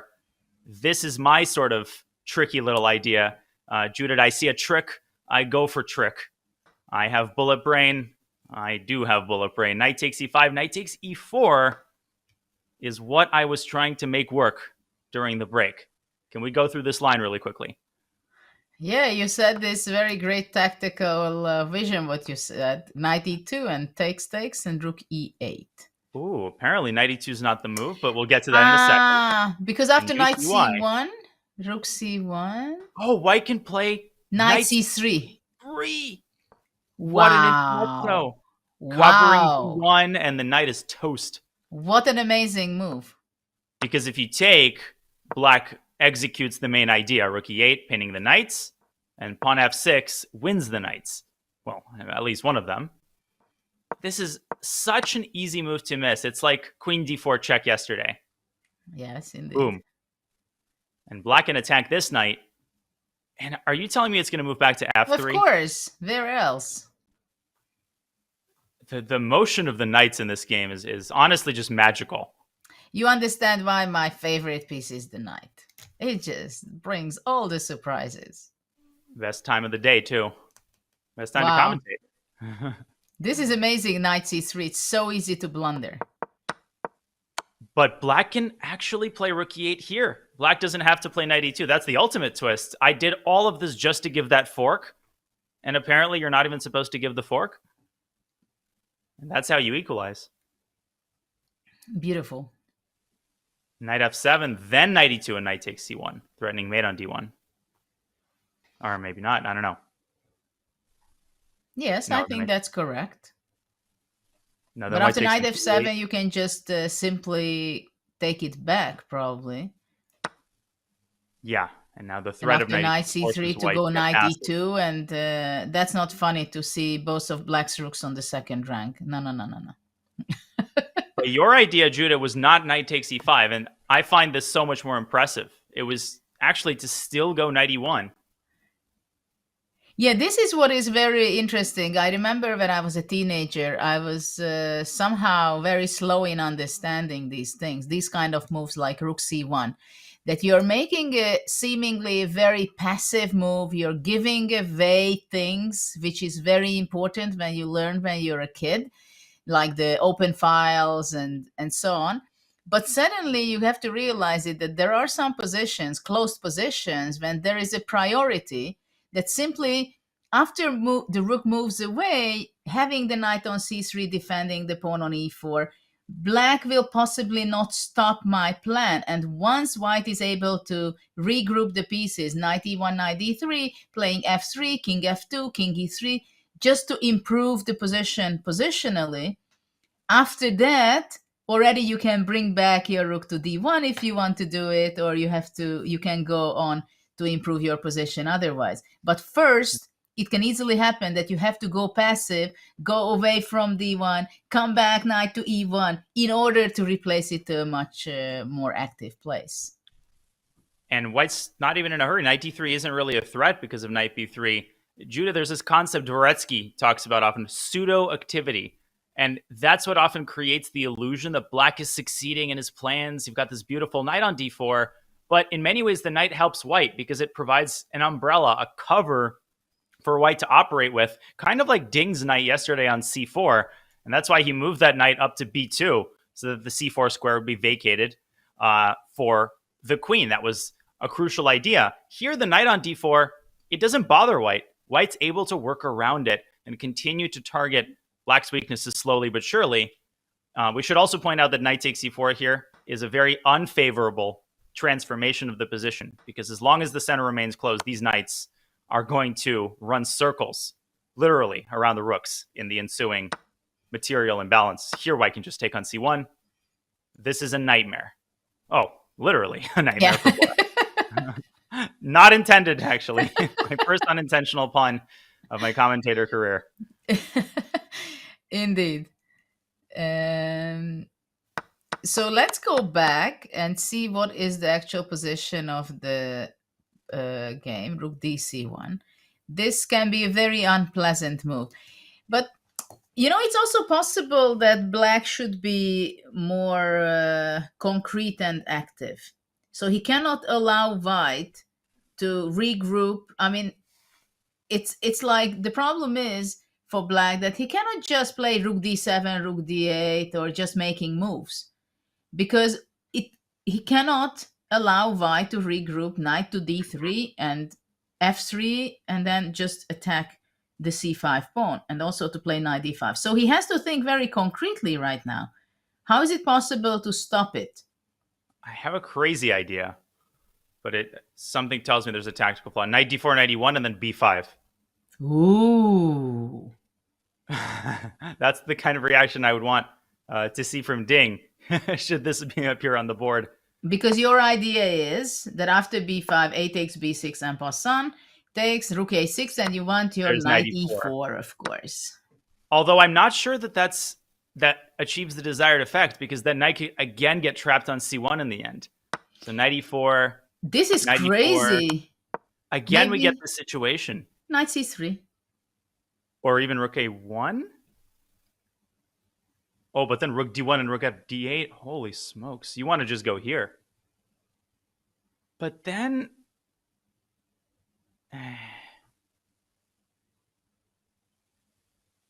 What a position. Rook a8, though. Rook a8, and you might not make it back to a1. So, okay, that's true. But if rook a1, rook d1, knight c3, rook f d8. Whoa. We got some mutually assured destruction on the first rank. So takes, and the problem is, it's like neither side can move a muscle. But maybe white can go rook a6. Oh, yeah. With a slight edge. Well, rook d6, and somehow the knight cannot come out, right? So white can go f3 and then improve the king's position, king f2, though there is a check on d2. Tactically. Wow. No, this is unpleasant for black. As you said, the knight is trapped. Okay, so it doesn't work. I should have calculated that before I frivolously proposed these ideas. But it was a funny idea because, I mean, it can happen easily, I think, that black has to be aggressive. G5 maybe, or playing very straight. I mean, G5, G4, knight H5, knight F4. I don't know, but looking for counterplay. Because the knight on D4, I mean, we said some bad things about it, that it's there, it's beautiful, but it doesn't do anything, right? We heard its feelings. But maybe it can do something that it can get active. So if, let's say, there is this pawn push, if black would have enough time, G4, H4, I can imagine that black plays H3 and then creates some nice F3 weakness for white. But it seems a little slow plan, I must say. And there's a cruel irony that I was thinking even about rook a8 to try to prepare b5, but then knight d3 becomes possible because you've removed... We talked so much about this yesterday. When in these complex positions, it's so easy to tunnel vision, right? To prepare one idea, to close one door, forget that you opened another. In this case, black actually does need to remain on the d file to keep alive this tactical idea of knight takes b3 and to slow down the knight's journey to d3. Can we go back for a few moves when Gukesh played rook d8? You see? Absolutely. I mean, many times it happens that one plays the more logical rook a d8, and maybe because of this all things what we were talking about, maybe rook fd8 was a better option to keep the rook on a8 for possible b6, b5, whatever, and also to have the move king f8 to get closer, right? And sometimes such a simple decisions can cost you several tempos. But this was the exact thing that cost him yesterday. Rook a c1. That left the a2 pawn hanging, and bringing the other rook to c1 would have been better and would have kept the position within the bounds of equality. How cruel that would be. But your logic makes sense, Judah. Rook fd8 might have been more precise. Rook dc1. And perhaps here you can just carry this idea out with interest. Yeah, maybe now knight d4, right? But now knight e5 is... Maybe knight e5 is not the same story. That's true. Jeez Louise. Now we got to go through that calculation again. Yeah, because in that case, of course, rook on d8 and e8 stands much better, and we cannot jump over the rooks. Yeah.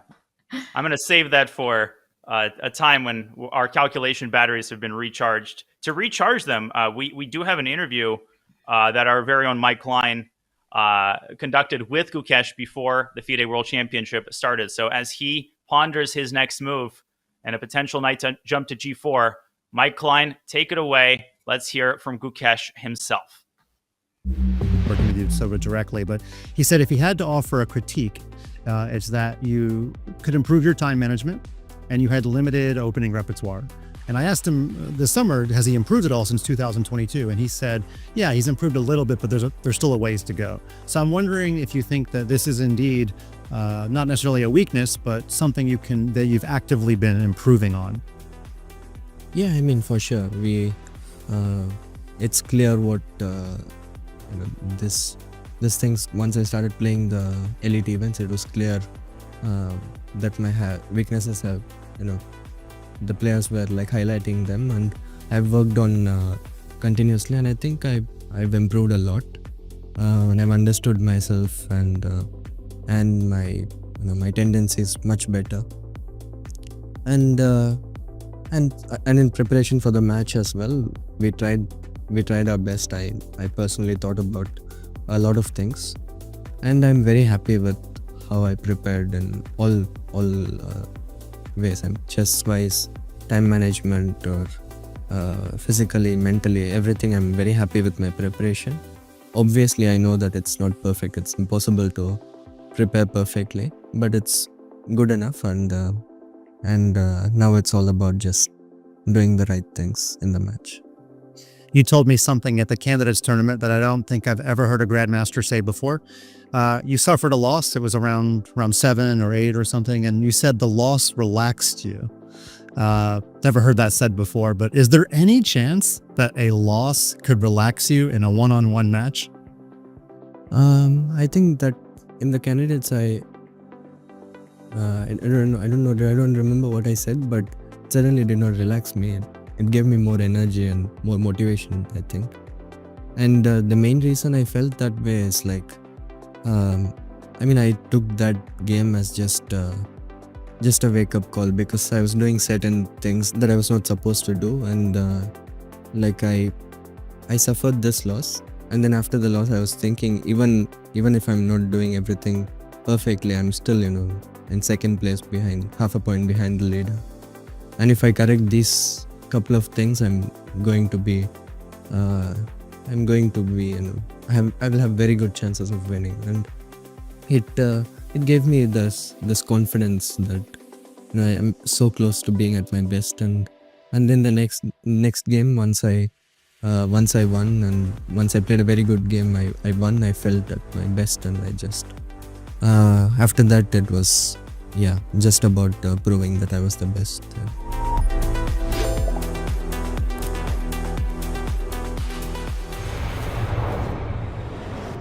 Well, Gukesh Dommaraju, in many ways, just beginning what is sure to be a sparkling chess career.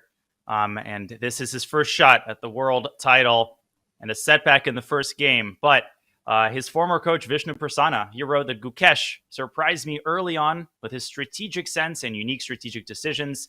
Most of all, he has tremendously important qualities like willingness to learn, curiosity, and a good temperament to handle pressure. This was said in 2019 after Gukesh became a grandmaster at age 12. So, Judith, this guy has been on the scene for a while, and the maturity level and just the poise of a wily veteran, it has to be seen to be believed. But he's going to have to tap into that here.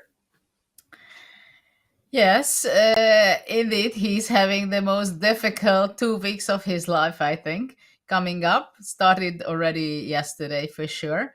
And he's a very special player, I think, with a quite special approach. The way he thinks that even a loss, it was a wake-up call for him. He started to rethink many things after that loss in the candidates. But I like to point out that actually it was a very different story. It's very different when you lose a game and you still see that you're actually half a point behind. And you still know that there are plenty of ways to try and quite a few games to go and actually win the race. Here, I think it was much more painful, this loss, because it was at the very start. So this is something I don't think Gukesh has too much of experience, because his career goes very clearly high. And he sometimes, when he's losing or has some bad games, it's between many of the winning games. So this is why it's a huge challenge. And we have to understand also that in sport, you don't have a win-win. One wins and the other one loses. And who is losing, the whole world is collapsing in him. So that's why it's such a great battle and so difficult battle when you play a match like this. Mm-hmm. Well, Gukesh has such support from millions of fans in India, and of course his parents, who never put undue pressure on him. His father went all in very early on and talked a lot about his approach that is carried over to Gukesh. Gukesh demands a lot from himself, but you have to have that healthy balance of pressure and self-forgiveness when things go wrong.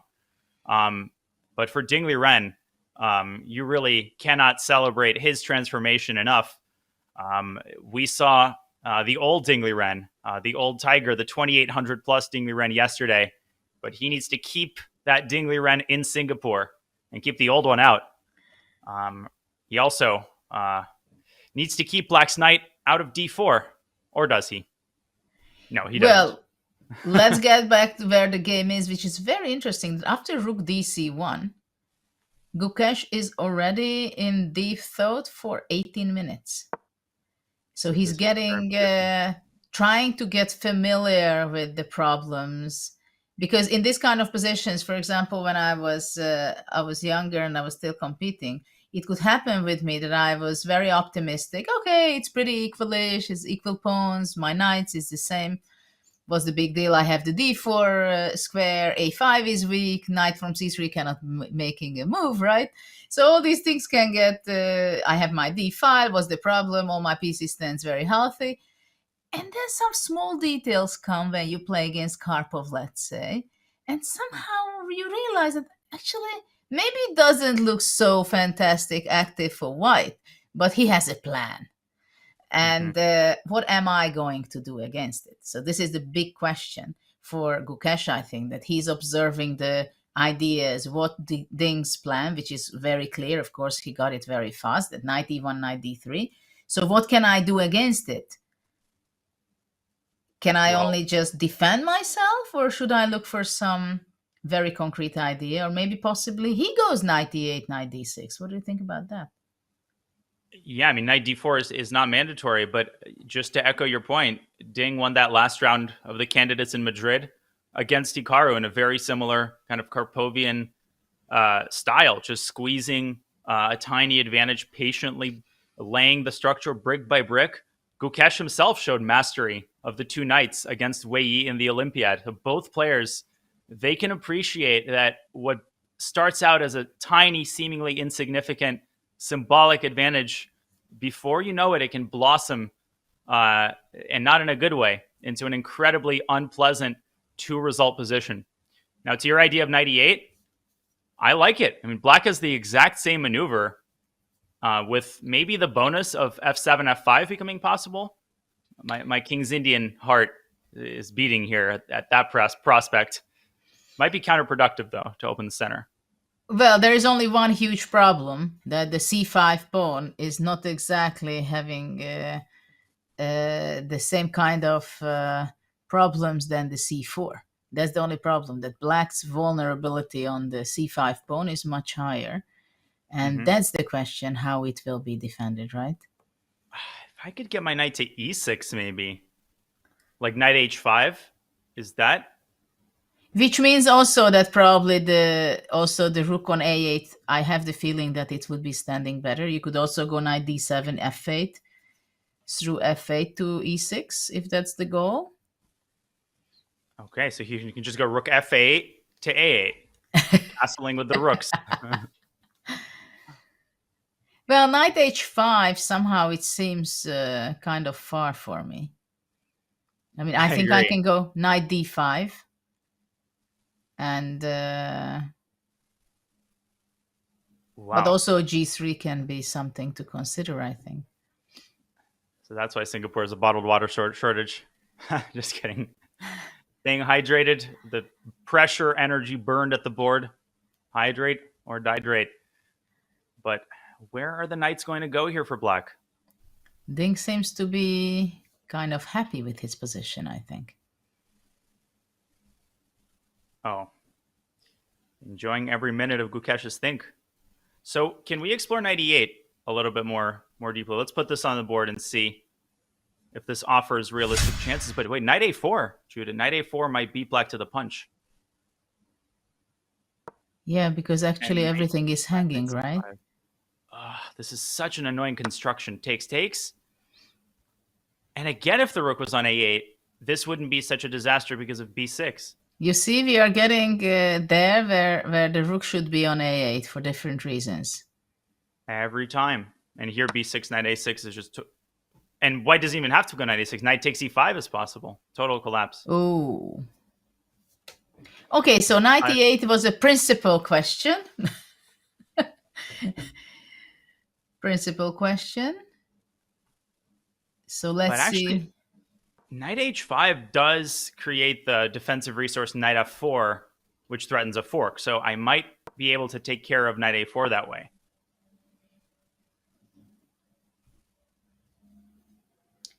Yes, I think black should look for the counter chance option. So white can go king f1, for example, for making a prophylactical move, which I think king f1 generally just a very smart thing if I have the time for it, because all kind of knight d4, knight f4, e2 square is covered. So let's say I follow through on my idea. But maybe now I just go knight d5. Yeah, knight e6 probably. And your old idea? And then it's time. Actually, c3, yeah, c3, b4 is, if we go back to our basic idea, it is something to consider for sure. Man, it's like black solves one problem, boom, suddenly the pawns start moving forward. You know, you freeze the pawns, the knights start dancing around and attacking the weaknesses. Yes.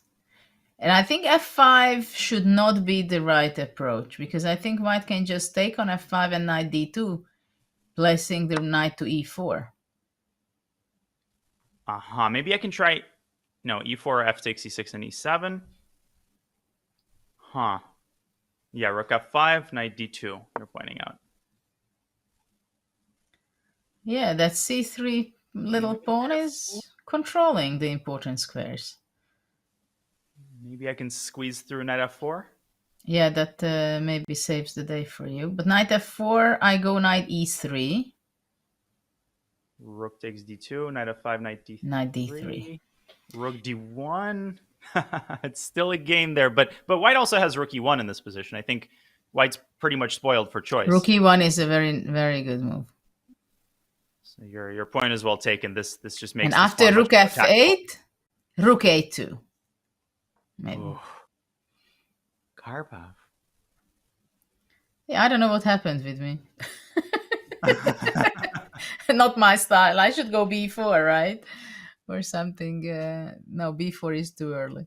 You should go rook a2, b4, b4.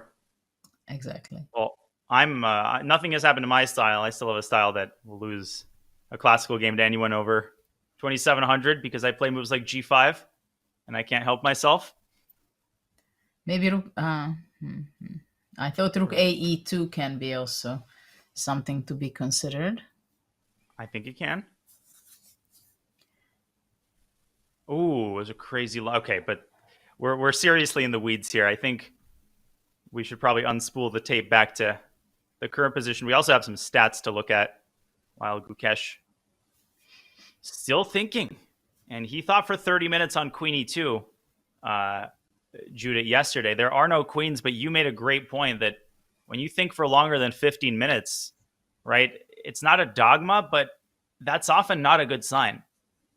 Can you kind of take us back into that mindset? Do you think that applies here? Yeah, yesterday it was a complicated position, right? Where we thought that the move queen e2 at some point was the most natural move. At the same time, there were other alternatives, and we were discussing about that, well, at this point, isn't it better just to play queen e2? But we said, okay, it makes sense, especially when you have a huge advantage on time, to consider other things also. And it happens very often that you calculate this, that, and at the end, you come back to the same move as you wanted to play instantly. But here we see a very logical move. Again, I think we can say that knight d4 is something which is the most logical move at first, but we'll see how, this is what we discussed, that knight e5 is possible, but probably it is not the best. So it is logical here that Gukesh is playing very active. Still, I'm not sure after knight e1 what exactly he has in mind, what's his plan. But I like the active moves like knight d4 generally. And Ding, he must have calculated knight takes e5 on Gukesh's move, but it's good practice now that the move has appeared on the board. Your visualization is improved. Knight takes e5, that's a center pawn. You can't just ignore this move. You need to double check it. But Ding, moves like knight e1 are right up his alley and so consistent, so congruent with this just incredibly elegant strategy of less is more. Backward is ultimately forward, as long as he focuses on his plan, his ultimate plan of surrounding Black's weak pawns on the queen side with an eventual knight landing on d3 at the right moment. I have the feeling that Ding will be playing very fast knight e1. Yeah. And Ding shifting his seating position. He's got an hour 44 on his clock, which means we have time to bring back our faithful host, John. The queens might be off the board, but there's still plenty of intrigue on the board as both players locked in concentration there. The ball currently in Ding's court. Exactly right. Thank you so much, Danya, Judith. This has been an interesting tussle in the middle game for sure. And I love that you guys went over so extensively how the knight on d4 looks fantastic superficially for Black, but there are so many instances where it doesn't actually bother White's position that much. It feels like, compared to yesterday, there are a lot of positional subtleties and long-term plans at play today, whereas yesterday it felt more like, I don't know, more like a bazooka to the face. Sometimes we had long things followed by blitzes of moves and really concrete tactical ideas. Judith, it feels like a little bit of a different style today overall for people who've watched both days. Yes, it is a different, very different kind of game today, but it also makes a difference who plays with White or Black. I mean, Gukesh is the kind of young challenger who likes to give everything all in every single game, and he's playing he can play very tactical but straightforward. He has his strategies. He's not shying away from tactics and calculation and sharpness of the game, while Ding has more of a positional style in generally. And this in game 2 he chose the very solid opening, and this is why we are having a much more solid game today, because his strategy is that he doesn't want to make it too sharp. He wants to play a very solid, very quiet game today. He tries everything he can. He tries to torture a little bit his opponent just to give the extra pressure in game 2, but it's not necessarily that he has to win at all.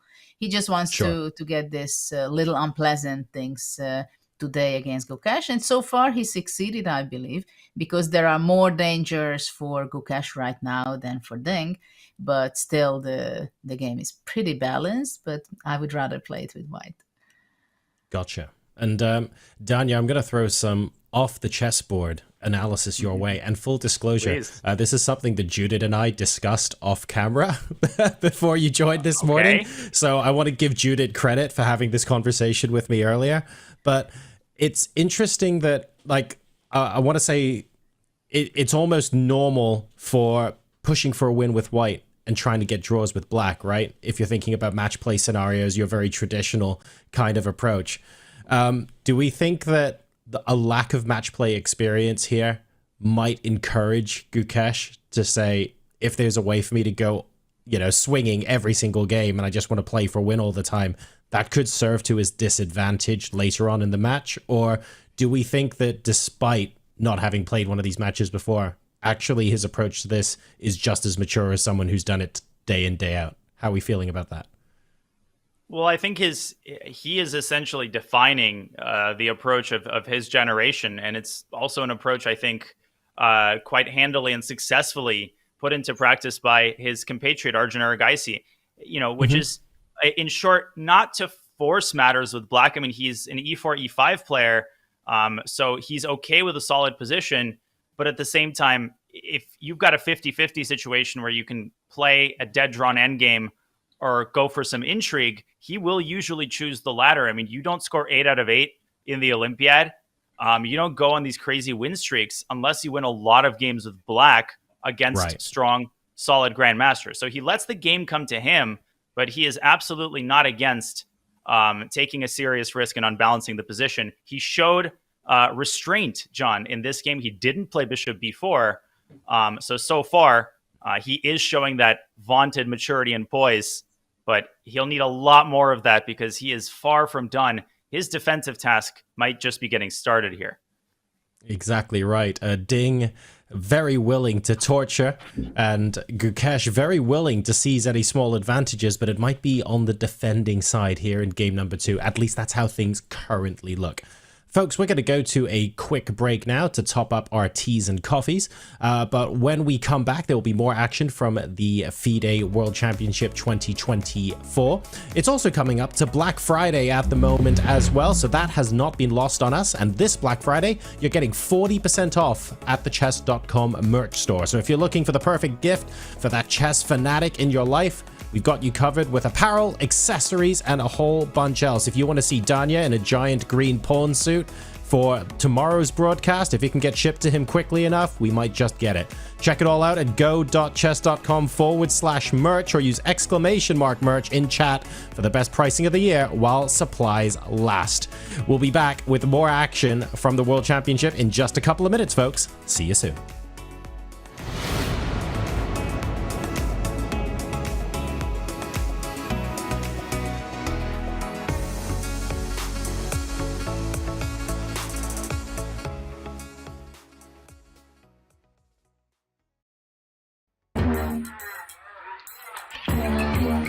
Gemini, can you help me plan my 3-day vacation? Generate a photo of a muscly capybara.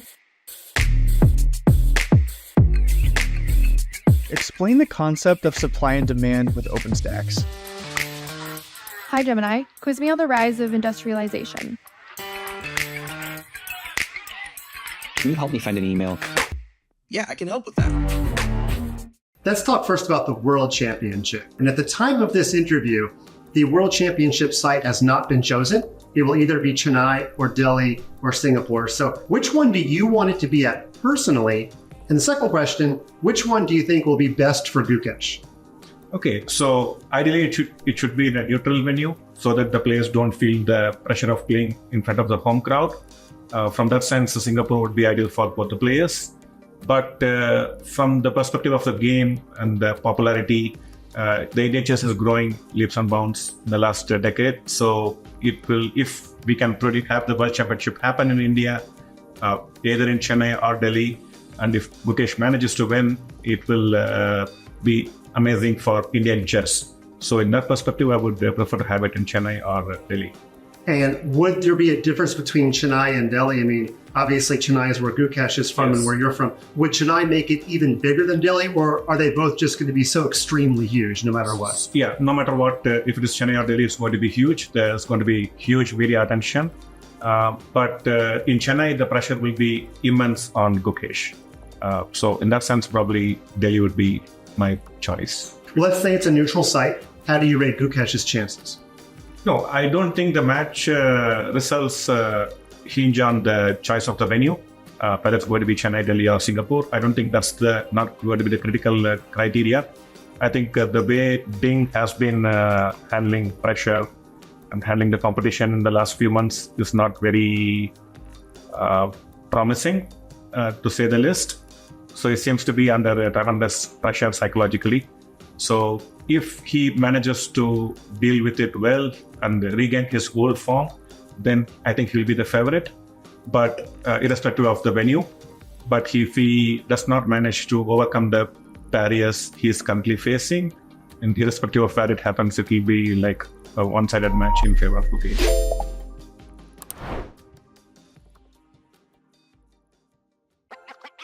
This December, the world's top chess minds clash in the heart of New York City at the FIDE World Rapid and Blitz Championship.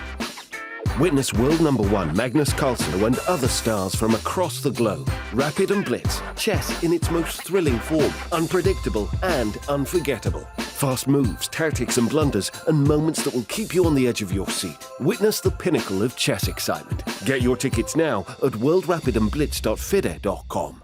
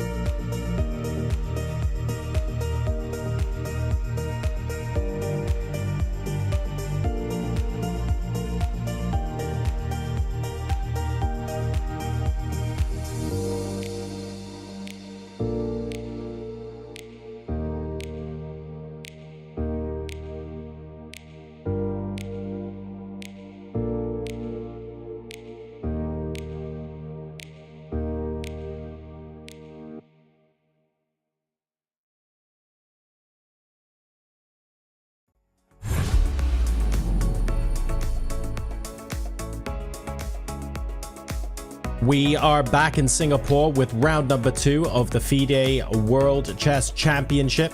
And this has been intriguing so far. Ding Liren, after winning game number 1, is now over half an hour up on the clock. It's been very interesting because in game 1, I think it's fair to say a lot of the chess world were banging the drum of a Gukesh victory. Ding Liren hasn't had the strongest year. He's had quite a tough year, if we're being perfectly honest. And this perhaps illustrates some of the history just a little bit better for those of you watching at home who might want to take a little look on how the World Championship has gone or how it's being set up. Over time, as you can see, Ding with the red line there, dropping nearly 100 points in the last year, and Gukesh has just been on the ascendancy.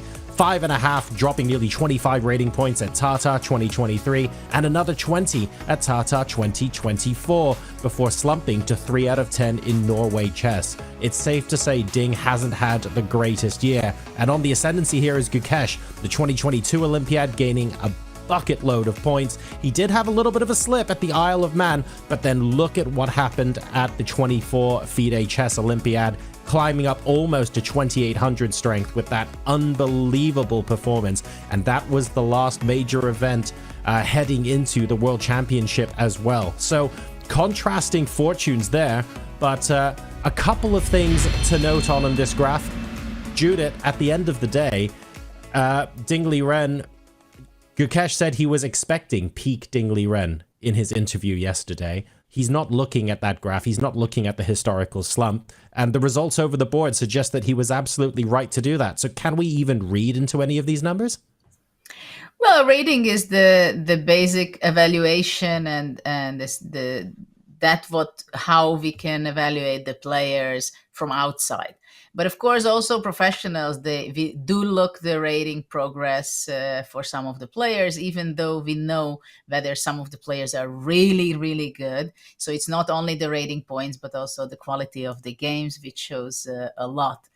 And this is why with the young talents, many times people are afraid to play because sometimes they have only 2,500 or 2,600, but you see the raise that they are on the way up.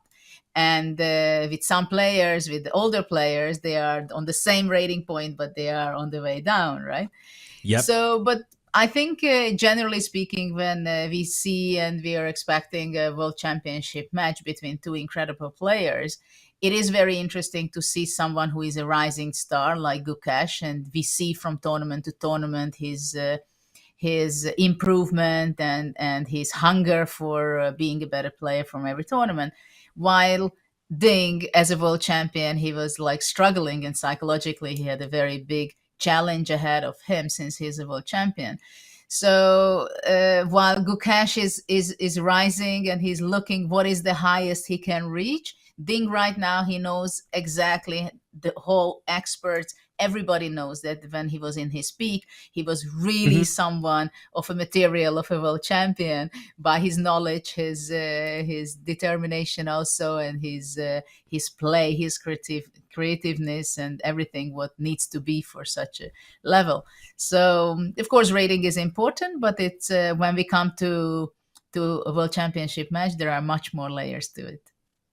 Right. And to add another layer to it and to throw a spanner in the works, Danya, of course, Ding lost a lot of points in Tata Steel in 2023 and 2024, both events where he beat Gukesh over the board. So the numbers alone don't tell the full story.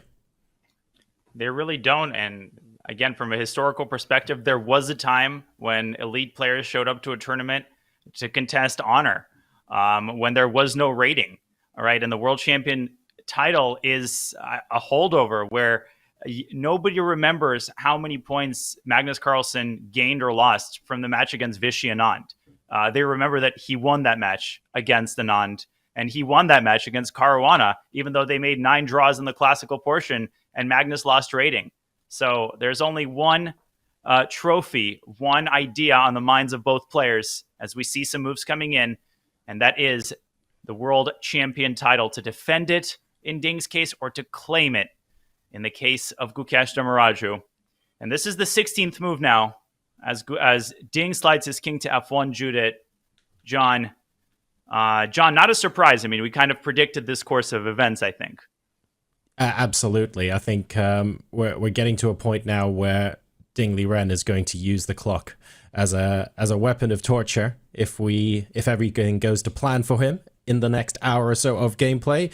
You're right, though. You don't necessarily remember how many rating points are won or lost. It's all about who wins. We will leave the exclusively fighting for honor to the bullet brawls of the world. This still exists, just maybe not here today. But there's quite a lot on the line here as well, it's worth noting. $100,000 per half point scored. So Ding Liren actually got $200,000 for winning yesterday's game. It's a fair chunk of change in the prize purse, folks. I'm going to bring it back over to you guys as we continue our coverage here of the middle game. Okay, excellent job as always, John. And a good job by Ding sidestepping a potential fork on e2. Judith, we have a couple moves that we need to contextualize, starting with rook to d6. So if we bring this back 2 moves, when we went on break, we saw the move rook d6 by Gukesh, just solidifying his control over the center. And Ding starts the long process of shoring up his defenses and eventually preparing to cross the Rubicon and get the knight to d3.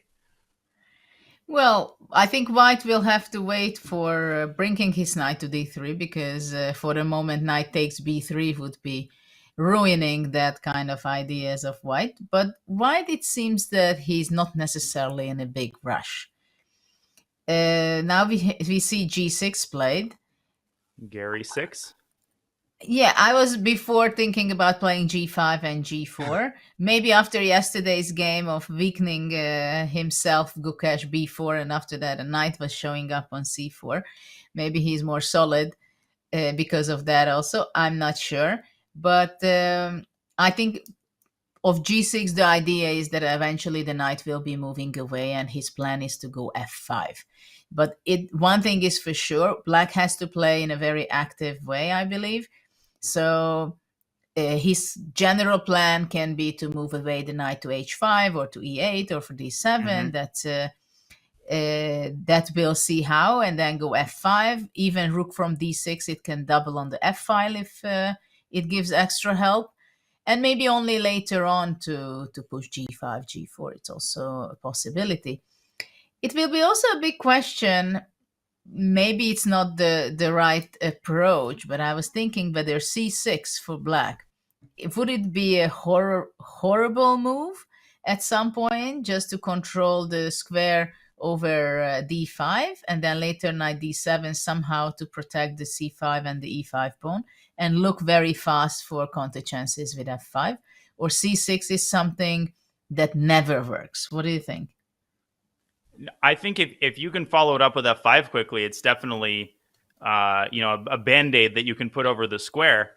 Speaking of band-aids, I'm trying to put a band-aid over this idea of knight takes b3, but there's also knight takes c2 that White has to be watchful of. So I'm beginning to wonder, what is the process by which Ding prepares knight d3? Like if he had 2 or 3 moves in a row, Judith, what is the most efficient way of preparing knight d3? I also want to point out, maybe for newer players who might be tempted by a tactical move, it can be very tempting. You see an idea just to push f4. It is not the time for the King's Gambit.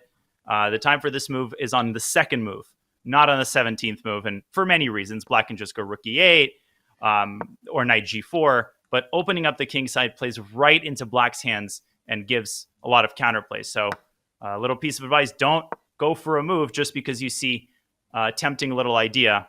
Gukesh isn't where he is because he will take on f4. Indeed, f4 would be very much over-optimistic. But that's a good question, how White can really like, what does White execute. Yeah, how White can execute this plan of his to go to d3 with the knight. Well, first of all, I think White can think of playing rook a2 maybe, or rook b1 is not so much fun for White, probably because Black can also just simply go back to c6 and force back the rook to a1. But I would think that I should be moving away my a1 rook in order to play knight d3. But also at some point it's possible that White should be playing rook d1 back to protect the knight on d3.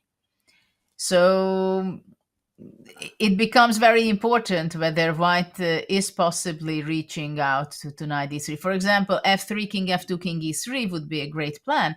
But I'm afraid for white that black can move away the knight from f6, let's say simply to d7, king f2, and he's also f5. played king g1 to f1, right? So if he wanted to do that, he could have done that also by saving a tempo. That's true, and you don't like to throw away tempos, right? I mean, I unfortunately do that a little too many times. I had this crazy idea, but I don't even want to say it. It'll get me kicked out of whatever Soviet chess camps I would get invited to. Otherwise, to push b4 in some cases, to go like rook a, b1, and b4. Again, the Dvoretsky, 2% Dvoretsky inside of me is screaming, and don't say it. But maybe you can target this backward pawn on b7 in some cases. Yeah, for some reason, we are both coming up with these strange pawn moves. I came up with c6, which is also not necessarily a move which some positional players would be cheering for. But, well, rook b1. Well, first of all, I mentioned knight c6, that black can push the rook back, I think. Unless you would want to exchange the pawn, the a5 for the c5, right? So I do. Rook b1. Rook Okay, b1. so let's start with that. If rook a, b1, knight c6, you go knight d3. Knight takes on a5. And again, we get this weird knight stalemate, shall we say. So I cannot go back with the knight. I cannot play b6. Maybe I can go rook c6. More term. Okay. And if I go knight d5, knight takes d5, cd. My gosh, that gets messy. Can I avoid the mess? I can also go knight a4 and run into b5. Not the greatest idea. Probably you just go back to d3, and only later you go knight d5, I believe. Okay. The adults came into the room. Good. Also c5. Time's over.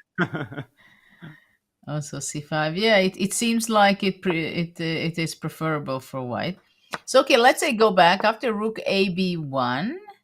If let's say, well, now it's a question because black can also go rook f d8 just to be prepared to be on the d5. So whatever happens, it's doubled. But the other thing is what we mentioned, that what happens if black just goes knight d7.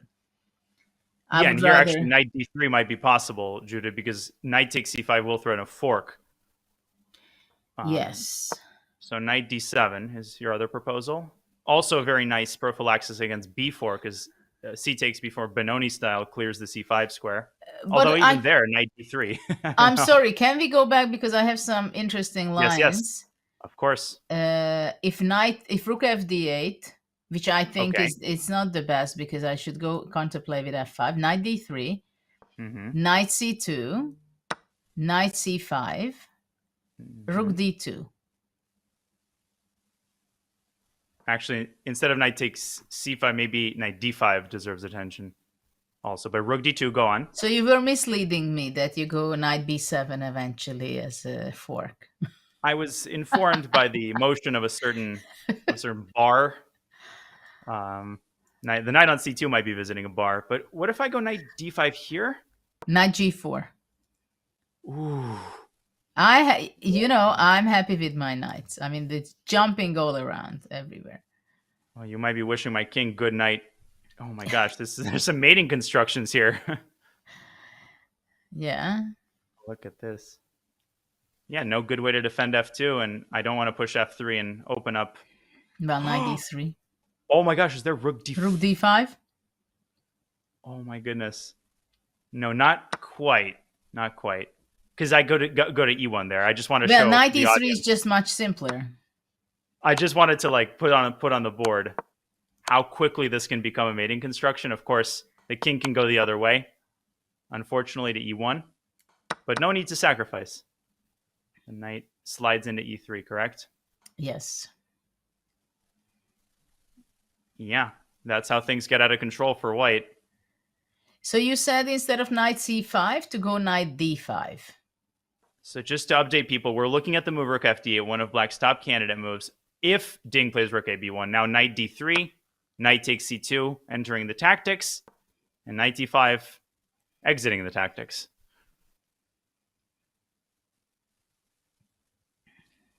Can you play knight takes e4 and rook c2, c6? Oh. It's still 5:40 a.m. It's too early for this. But then f3, I think. At which point? Rook c2, c6, f3. Knight g5. Knight c5. And your point is there, knight b7. Knight b7. So takes first, c6. f3. Crucial move.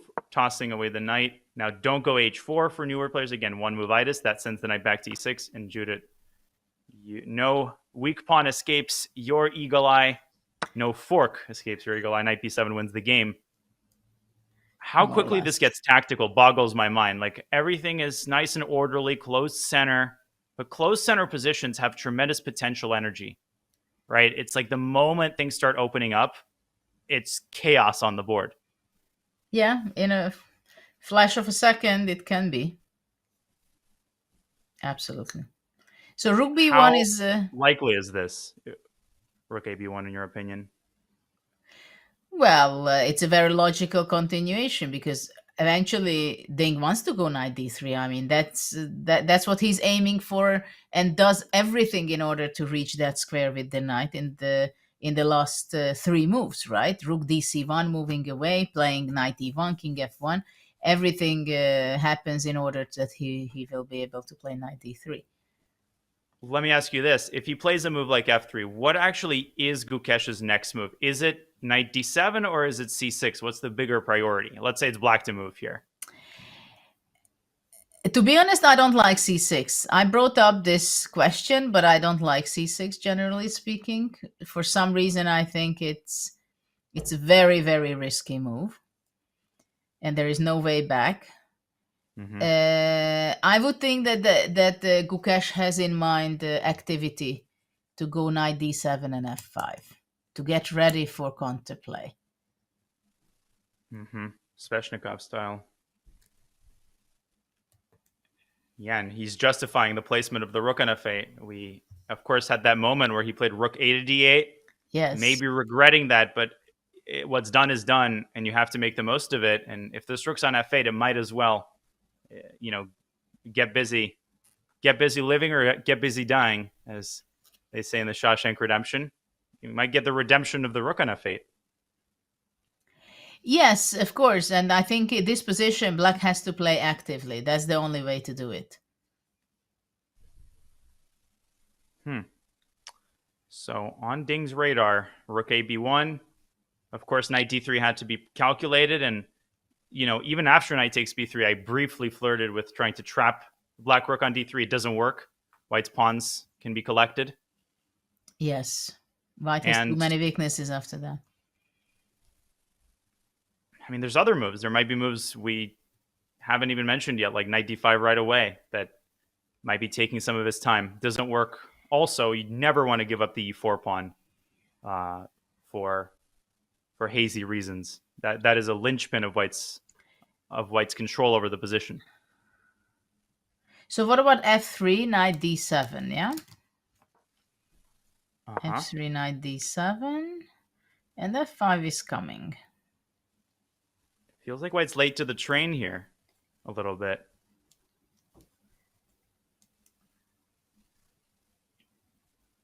Doesn't it? Because knight d3 still doesn't work. Okay, knight d5, f5. Yeah, everything becomes tactical. And who's He better? takes f5. I might take black here, actually. Oh, becoming very optimistic, I see. I'm looking at e4, but no, that's too optimistic. Maybe just gf. Yeah, and black is giving up a pawn on c7, right? As that's the most normal thing, to give up pawns. But for taking it? activity, I understand. But let's take it. Okay, let's go. Let's march forward. Although maybe Knight F4 shuts down the E5. E5 somewhere. Ah, you Yeah, go back that to can be also. I thought to go back to D5, but because I think after F4, maybe Knight F6. and to G4. Here I thought maybe Knight E5 somehow. Feels like Gukesh should be kind of happy at this turn of events because this is kind of not what Ding signed up for in this endgame. And perhaps Black has a more accurate way to prosecute the initiative. Maybe Knight F6 to shut Knight down F6. the Knight route. F6 is nice. Prophylactic thinking. Nice.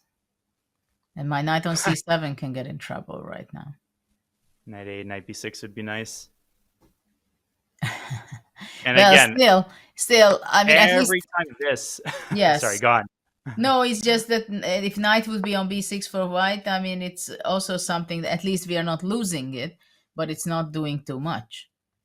I mean, black's knights are nothing comparable.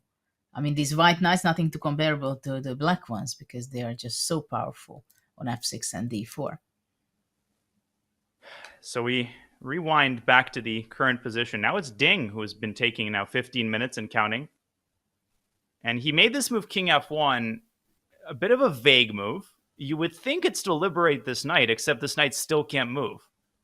G6, I really like G6. I feel like it's one of those moves that's easy to ignore if you're holding the arrow button down and yawning at, how boring this endgame is. But when you really delve into the intricacies and into the wheels that turn in the players' minds, I think that Gukesh really is sensing the moment. And he's telling Ding, you got to get cracking, because if you don't, then I am.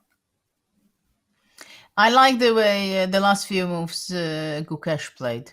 Rook D6 and G6 I really like.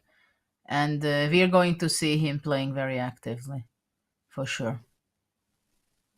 We have some fun facts about the World Championship that we've got a chance to look at before things heat up, because they will heat up. The players don't have forever. Let's put that on the screen. We see a couple of interesting stats about Ding and Gukesh. Here you go. They're not the highest rated players in their country. That honor belongs to Arjun Erigaisi in the case of India. And in the case of China, Wei Yi, I would imagine. He skipped all titles because who needs FM and IM? So you never heard IM Ding Liren. And 18-year-old Gukesh could become the 18th world champion. He was 3 years old when Ding became a grandmaster. Well, now at 3 years old, you're supposed to have a rating of 2,000. So he was already underperforming. I'm surprised he didn't have any norms at that point. Yeah, chess becomes so young these days. We have such a great talent and players at the age of 12, 13, 14. Or 3. What's his name? Anish Sarkar? Yes. The new phenom? Yes. Yeah. He's very cute. And as much as I've seen in the videos, he's also very smart. He knows all these patterns so well, explaining to adults, this, you cannot do this because there's this. It's crazy how mature kids are becoming, 8, 9 years old. Chess players, chess fans have a completely skewed understanding of age. Like by 30, you're looking at local retirement homes. You're walking with like one of those walkers with tennis balls on them. And at 15, it's time to start getting those GM norms in order. How times change. Botvinnik learned chess at age 12. Yeah. Those times are long gone. Too much information to learn, isn't there? Yes, and when you have the passion for it, determination, support by your parents, then nothing can stop you. As we've seen in so many cases. So Ding is in deep thought. Indeed. The tension, you can feel it. I mean, the playing hall in Singapore, long thinks by both players now, several moves, one could say, in succession. A very different arc and a very different feel, Judith, from the first game in every way. Like, same level of tension maybe, but just a different kind of vibe going on. What do you make of it? Now at this point, I think this is the first moment where I see Gukesh being very comfortable and happy with his position. And I also have the feeling that this is the moment where he thinks, okay, this is going to be a tough game. I try my best. And I think it is crossing his mind that he's playing for 3 results. Indeed. F7, F5. I mean, the moment that move is executed, you know that things are going to heat up. And Gukesh so good at seizing every opportunity. We saw that fighting spirit in the Olympiad. Right? He had some games that he won, which he had no business winning. And he only won them because he is Gukesh and he is trying to normalize this just incredible process of squeezing a win out of just the tiniest opportunities. 20 minutes and counting. Rook B1. I think that is the top prediction. What else? I'm just wondering what else is possible to consider with white. I mean, if F3, that's kind of admitting that I didn't play F3 in before, right? So it's not very smart to play F3 now because it's like admitting you wasted your time a bit. Rook B1 is possible, which we didn't talk about. We talked about knight C6, that is not so good. But what else white can think of? I had this Rook A3 idea, but that's before I remembered that after knight D3, there's the knight C2 anyway. The dragon has, the monster has 2 heads. Knight takes B3 and knight takes C2. Maybe the G3, knight G2. Maybe there's like a different maneuver entirely, but I think all of that is too slow. It also crossed my mind, but in other hand, I mean, to play G3, really? To play G3 and to give away the F3 square? Mm-hmm. I mean, that would be like, this is not what I want. Yeah, that's not Karpovian. So it's right now, white is in a dilemma how to continue the game. Because after all, it seems that white does not have all the time on earth to execute his plan to play F3, knight D3 at some point, and so on. Indeed. Long thinks. And it's interesting, the time controls in the early World Championships were different, but largely the games took about the same amount of time. Obviously, they were adjourned, but usually it was something like you had 2 hours for each set of 20 or 30 moves. So oftentimes Steinitz and his early opponents would think for 20 to 30 minutes per move. But, I read a lot about those early World Championships, Judith, and they were more convivial. The environment was a little bit more friendly. The players sometimes talked to each other during the game. In 1890, Steinitz faced Hungarian player Isidor Gunsberg. This is not a World Championship match that's remembered often enough. Gunsberg actually led the match after 4 games. He was a very impressive player. And before the start of the 6th game, Gunsberg was a 1e4 player his entire life. That's all he played. But when they sat down at the board, he pushes his pawn up to d4. And I quote from the New York Sun of 1890, "The opening of the game was perhaps its most amusing feature. Gunsberg had the start, and he plays d4. Steinitz looked and looked at the board in disbelief, and at last he smiled a faint smile. 'What? Is it d4 you play?' 'Yes, I am going to try your game,' replied the Hungarian," because, of course, Steinitz had been playing d4 in the match. And then later, before they adjourned, just before 5 o'clock, Steinitz accidentally touched Gunsberg's foot beneath the table. In his abstraction, instead of uttering the customary form of apology, he exclaimed "Jadub," which is the prescribed formula when a player touches a piece for the purpose of adjusting it simply. 1890, December 21st. All right, Ding. I've read my customary Steinitz quotes. Let's see him move. I'm kind of worried for white, I start to like it more and more with the black side. I somehow continuously told that F5 will be the move, but somehow with the preparational move of G6 supporting F5, it's a whole different story. He came back to D1. D1. And indeed, my old coach, Gregory Kaidanov, he would call these moves, I'm sorry moves. No, You it's know, not when you exactly return the to the same. original square. No, but I'm sorry, it's not the same. It's not admitting that The rook dupe, c1 you're was not the bad. same? It's not the same because I have my knight on e1 already. Yeah, I mean, when he moved the rook from d1 to c1, it was to prepare knight e1. Yes. There's like a name for this technique, and now he shuts the door back. He opens the closet, and now he closes the cupboard. Of course, the What is question the idea? is that, yeah, if he's planned to go rook d2 and maybe double on the d file and then go to knight d3, for example, or So knight d7, I guess, would be the litmus test. yeah, but Let's put actually, it yeah, knight d7, rook d2. Okay. Wait, but no knight d2.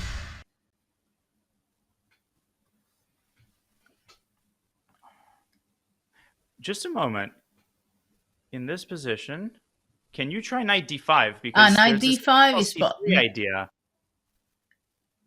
Like if c6, I can go knight e7 check maybe and c3. and c3. And again, we have these mutually trapped knights. Yes, exactly. Just simply rook e8.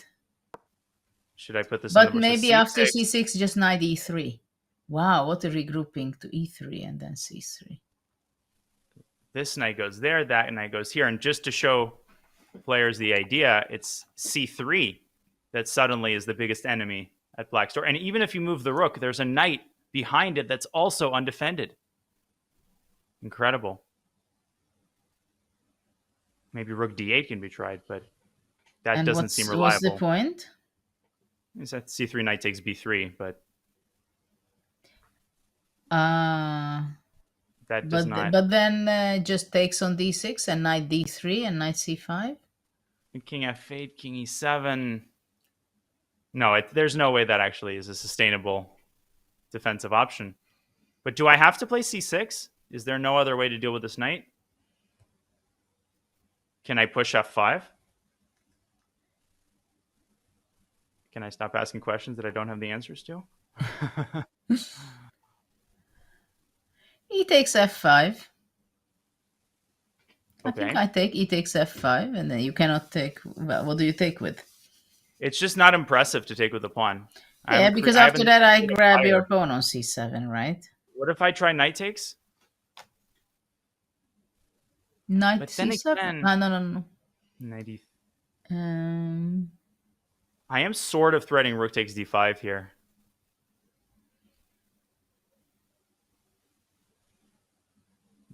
Perhaps a positional move. I mean, we had a similar situation, Judith, I think, in a different line, where the knight from f3 dropped back to d2. yes. So that's one option. So we're going to see a move very fast, I think. Gukesh is ready for his next move. Is it knight d7? That is the natural follow-up to g6. Or will he amend his strategy based on Ding's last move?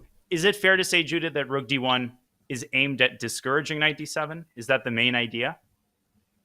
I think generally rook on d1 stands better now, because on c1 it was very passive. It was just serving the plan of knight e1. But knight rook d8. d8. I also thought he played knight d7. Well, if actually it was only good the move rook d1 to deflect black's plan from playing f5, maybe it's already enough. And now, does he switch back to the old idea? Now it seems even less likely that he'll be able to get a knight to d3 with black's rooks doubled on the d file. Yeah, it seems like black is very much focusing on the prophylactical play. Stop, by any means, white to get with his knight to d3 from e1. This is And his he's goal. doing that while preserving the general harmony of his pieces. And now, you know, there are some tactics already that black is threatening with. I believe knight g4 is a threat, because after h3, black would go knight h2 and knight e2. What do you think about Oh that? my god. I gotta show that on the board. So let's say rook a b1, which by the way is not a move that, you know, you could see someone playing that. So knight g4, h3, what's the big deal? Knight h2, diving in with one knight, diving in with the other knight, and knight takes e2, rook takes d1 will pick off the knight at the end of the line. So white will have to go king h2 or no? Because here, white is simply worse. He has to yield the d file, and then black's rook infiltrates at the end of the line. Apparently, again, are we going to do this thing again? What is this? Is there a move here that equalizes? Is it rook c1 and then knight d3 at the end? Oh, what a beautiful Collinear move. moves. It's a collinear move. Oof. Rook d2. Wow. Holy cannoli. This is the geometry of this is mind-boggling. Let me just put this on the board. Takes, and it's then knight's crazy. I did a whole lecture on this once. It's a collinear move is a move when two pieces are staring at each other. It's a move that doesn't capture the piece, but moves along the same file or diagonal. In this case, of course, a file. So the rooks are staring at each other. Rook c1 maintains the contact without capturing the rook. Very nice. And very easy to blunder, I must say. And we're going to get a move here. f3. And it's f3. No knight g4. Great call, Judith. That was indeed the biggest threat. But I think it's very important that black moved away from f8. This was essential for Ding.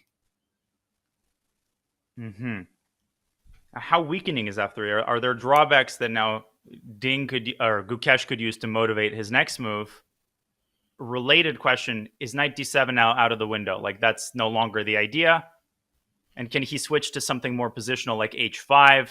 You know, a slower improving move. Can he finally breathe? Well, the thing is that knight d7 is kind of not a logical move after rook d8. Right? Unless you have a plan. Did you think about the plan knight d7, b8, knight bc6? Oh my goodness. I was kind of zoning out thinking about b5 here, our old friend, but I don't think it quite works out. Yeah, because I just grab 8x b6. Let me ask you, is white's next move now knight d5? D5, is that now the positional threat?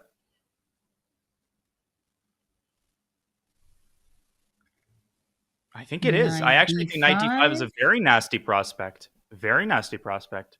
I think so.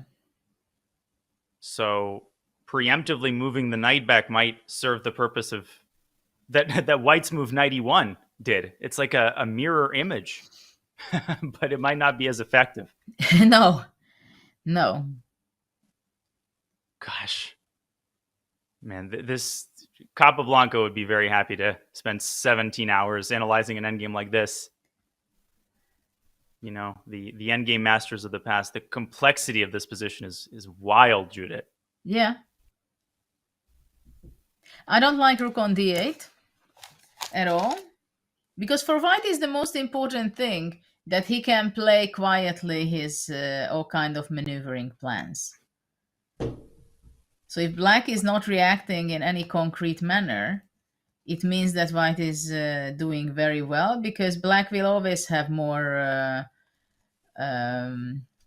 mines around to step on. Because that c5 pawn stands there forever, unless it's going to be taken. But it's something to watch after it. It's amazing to me just visually how white has played around this knight on d4. He hasn't, you know, tried to kick it away at all costs. He has simply worked around that knight, circumvented it with a series of incredibly skillful maneuvers. And f3 keeps the onus on Gukesh to demonstrate defensive precision. John, he needs to act with the precision and just the single-mindedness of a drill sergeant. And we got our very own John Sargent to direct traffic from here on out. Take it away. Goodness gracious, I'm not sure I can follow up from that. Thank you very much, Danya. This is getting very entertaining, and some of the lines that we're analyzing have frankly been really sharp. But I think the question I'd like to offer, and actually one that I've been asked on social media as well, Judith, we've seen f3 on the board here, and to the untrained eye, that looks a little bit strange after king f1 was played earlier, because you might be asking why do that in 2 moves when the king might eventually be going up to f2. Could you shed some light for some of the club level players who are watching, wondering why f3 was played after king f1? Well, actually, the story is, I believe, that that king f1 is the reason it was done, because the vulnerability on the square e2 is very important. And f3 was played in the last move, not at all because white wants to bring it to the king to f2. The reason white played f3 is because he wanted to simply defend the e4 pawn. So the knight on c3 gets ready to jump into d5, and the e4 pawn is simply protected. So it will be easier to do so, or jump to a4 and attack the c5 pawn.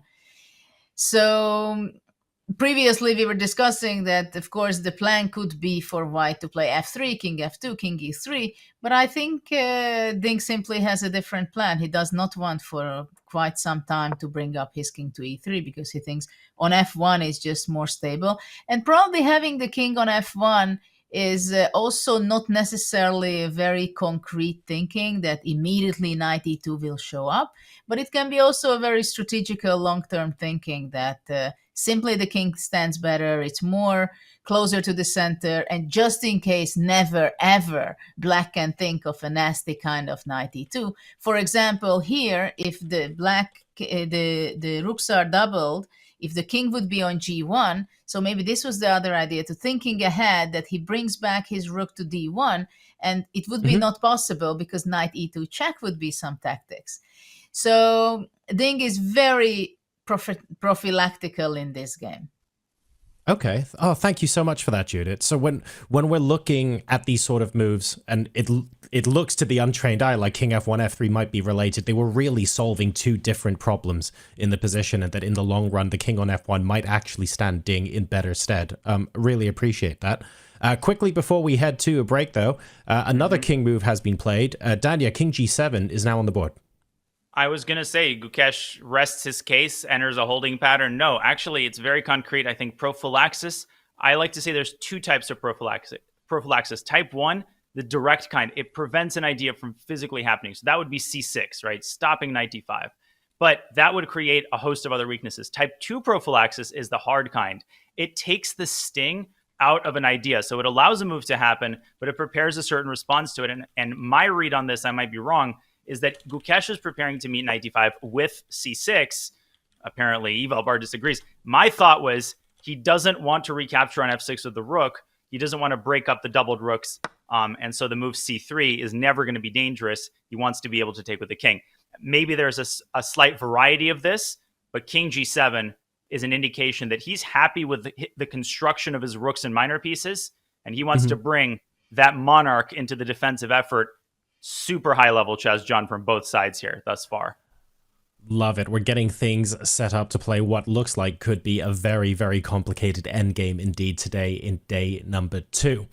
We're going to go to a brief break now before coming back to the action. But before we do, Chess.com as a game changer is thrilled to support a fellow game changer in ChessUp.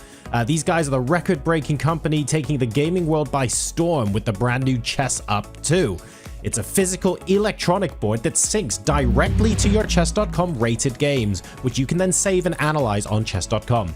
It's got built-in Wi-Fi, it's touchscreen, touch-sensitive pieces, nice, and a lot more. ChessUp 2, it supports beginner players, or if you're in training, or just casual games between friends and family.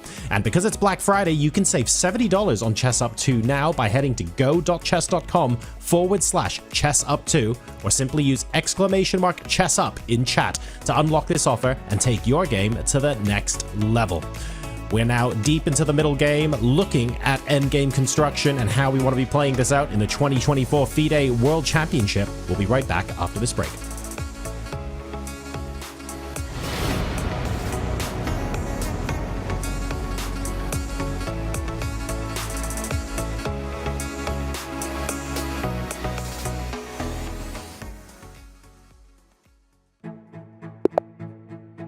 This is chess. Chess is an experience.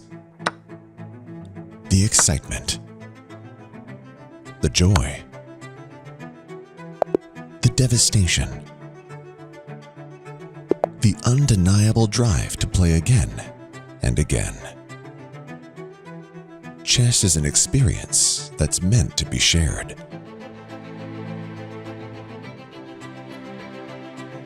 What if you could experience chess in a completely new way? On a real chessboard with the power of AI at your fingertips. This is Chess Up 2. Take everything you love about playing on chess.com and experience it on a real chessboard. Play a blitz match against a random online opponent.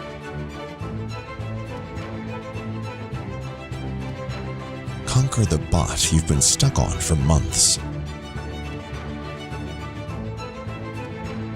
Or challenge a friend halfway across the world. Chess Up 2 is always ready and always connected with built-in Wi-Fi. Never miss a move with full piece recognition. And review all your games right on chess.com. Chess Up 2 is more than a chessboard. It's a chess trainer. If you're new to chess, Chess Up will teach you. If you already know how to play, Chess Up will teach you how to really play.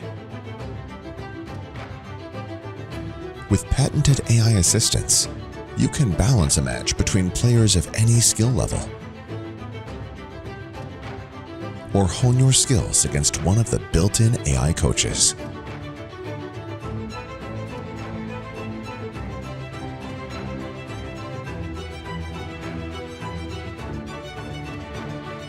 The makers of Chess Up 2 are the same team behind the original Chess Up,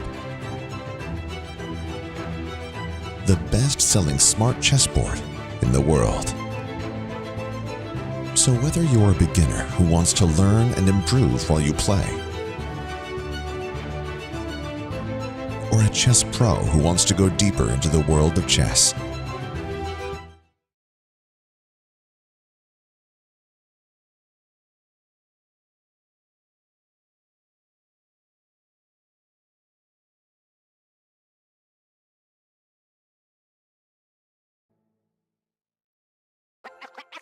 This December, the world's top chess minds clash in the heart of New York City at the FIDE World Rapid and Blitz.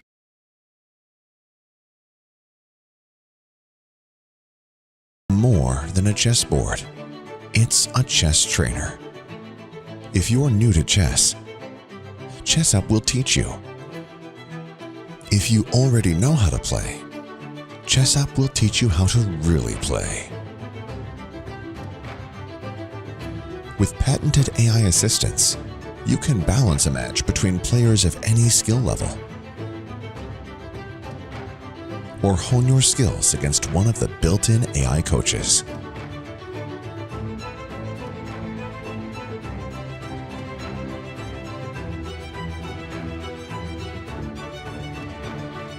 The makers of Chess Up 2 are the same team behind the original Chess Up, the best-selling smart chessboard in the world. So whether you're a beginner who wants to learn and improve while you play, or a chess pro who wants to go deeper into the world of chess, experience Chess Up 2 and level up your game.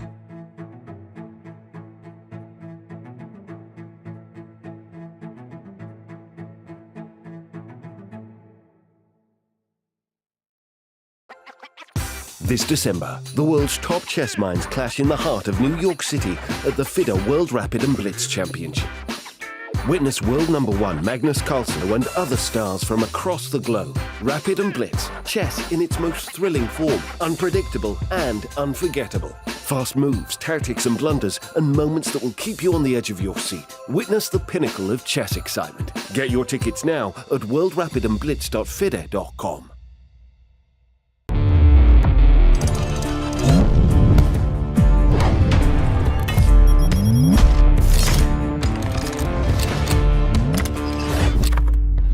Gukesh is the man of the moment. At just 17 years old, he won the candidates tournament to qualify for a world championship match. He'll face Ding there. What do you think? Will he be able to win? Either way, Gukesh is impressive for such a young player. Gukesh's openings are versatile. He knows when to take risk and when to step back and play more solidly. His main strength is his calculation, however. Gukesh, he sees so deeply into the future that it's hard to stay one step ahead of him. In this position, it is terrifying for black. Gukesh here with the black pieces, all of them are stuck on his first two ranks. Pragg had white and was attacking the black king with all of his army. The white queen, the white knight, and the white rooks in the center look menacing. However, Gukesh stayed calm. He first dropped his knight back, removing one of white's key attackers, and after these pieces were traded, suddenly the black rook guards across the 7th rank. Gukesh was up material, so with calm defense, he was able to convert his advantage. We saw the white queen slide across, attacking the black rook.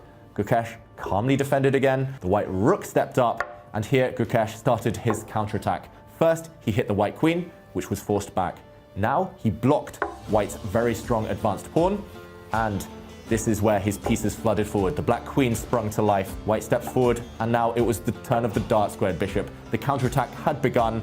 The white queen and king caught in the crossfire of this bishop on the dart squares, and Gukesh went on to win a really impressive game. An important one for the tournament standings. Gukesh, maybe a future world champion.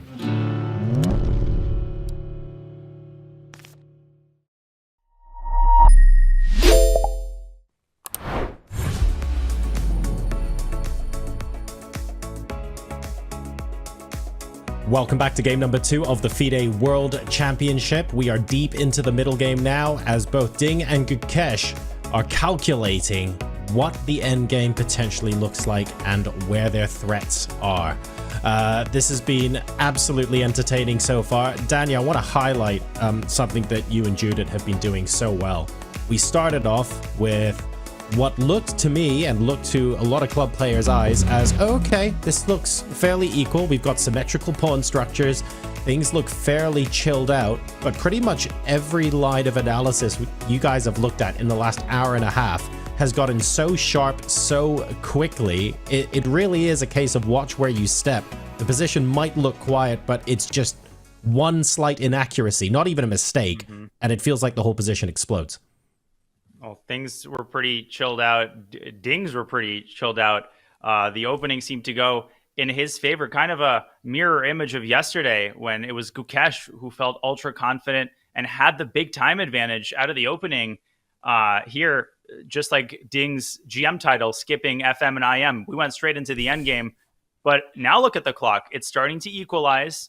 The body language, I try not to over rely on it, but you can tell Ding may be a little bit less comfortable. And what's the upshot of all these beautiful tactical lines that we are delving into? It's that this is not the 2-result game that we thought it might be. Gukesh has done such a skillful job of arranging his defensive forces. Moves that seem natural on the surface are in reality suffused with tremendous amount of depth and the product of deep calculation. And the ball is now in Ding's court, I think. So we will shortly find out what the structure of this endgame is going to look like, where the two players are going to be able to create imbalances and apply pressure to the other. We move forward with the next segment of our broadcast. Judith Polgar, Daniel Naroditsky, take it away. Thank you so much. Judith Polgar, take it away. Well, I was just wondering when you were describing that we entered into the end game, that sometimes we have this debate between chess players that is it an end game or it's a middle game without queens? because there are so many depths in it and details and lines and calculation that I'm not sure it's so much straightforward. We can say it's an end game. There are a lot of maneuvering going on right here, and indeed, that I also feel that Gukesh somehow feels comfortable in this position, and Ding maybe not as comfortable as he did, let's say, just 3-4 moves before, because I think Gukesh is playing with the very good energy and moves that it poses problems continuously to Ding, not to be allowed to fulfill his dream by having this very small dream to have his knight to d3. It's only one move, but somehow Ding is struggling to achieve this. And basically this knight on d4, which is the most active piece for black, and now that he doubled on the d file, everything is around this. So basically this is the whole game right now, going around that can white play and place his knight on d3 safely, securely, and possibly after that another knight on d5 or not, because this is going to be the big question, whether white can really go for a winning plan, or is it just very balanced? Such a tyrant, this Gukesh. He won't even let Ding complete his maneuver at a World Championship match. The gall on the 18-year-old challenger to just set up these tactics like knight takes b3, and this battle has been dragging on. Can the knight get to that square? And I think it's important to paraphrase, I think, Nimzovich's famous phrase. He said something like, true masters know how to celebrate small victories during the game. Not literally, but of course figuratively. You prevented an idea. You improved your position a little bit, whereas your opponent seems to be kind of standing in place. You know how to use that to fuel the confidence to keep outplaying your opponent. White might still be a little bit better, according to the eval bar, but it feels like the momentum has shifted subtly. Maybe a sign that Ding needs to take more decisive measures along the lines of knight d5. Is it time to press one of those buttons if you're Ding? Yeah, I was just thinking in the meantime that is king f2 a possibility for white generally, if he would be willing to do so, and is it something that he's aiming for? Oh, and look at the timing. He's just played it. That is unbelievable, Judith. That is unbelievable. He just played the move king f2. Yes, because it's not so easy to make a move, right? So first of all, you have to make a move. You're not blundering anything with white. Secondly, you want to improve your position, but it's tricky. But for example, if the black rook would be standing on d7, the d8 rook on d7, then knight c2 would be possible. So there would be a tactic there. Can I propose a move? Rook 8 to d7? Yes, this is what I was just hesitating. So we can show that if white is just making whatever move, Like rook a b1 or h3 or whatever, knight c2 is tactics which is a problem for white, because knight c2, rook d2 check, and when the king moves out, you go rook takes c2, and it's important that the rook is defended on d7, right? So this way, with the f6 knight is defending the d7. Rook. And a king e3 gets checkmated. I'm like the project partner. I like Yes. my partners do all the work, but I put my signature at the bottom. Yeah, king e3, rook d3 mate, and rook takes c2, Judith. This is why you put the rook on d7 on a protected square. Now, after rook d7, this might be the ultimate impetus for white to go knight d5. And one drawback of rook d7 may be that c6 runs into knight b6 with tempo. And also that you take away the square from the knight if it's needed. So knight d7 is no longer possible. Yeah. Black's piece is a little bit bunched up in the center. And okay, in the World Championship match, you don't play for tricks, right? So to that note, now rook d7, I would never hope that. And something like this was missed by Anand and Carlsen. Remember that famous mutual blind spot? It was a similar type of tactic with I think it was a knight capture. My question, Judith, though, would be a move like h5. What is white's next move if we start playing this game of chicken? Like h4. I think actually King F2 might have been also a prophylactical move.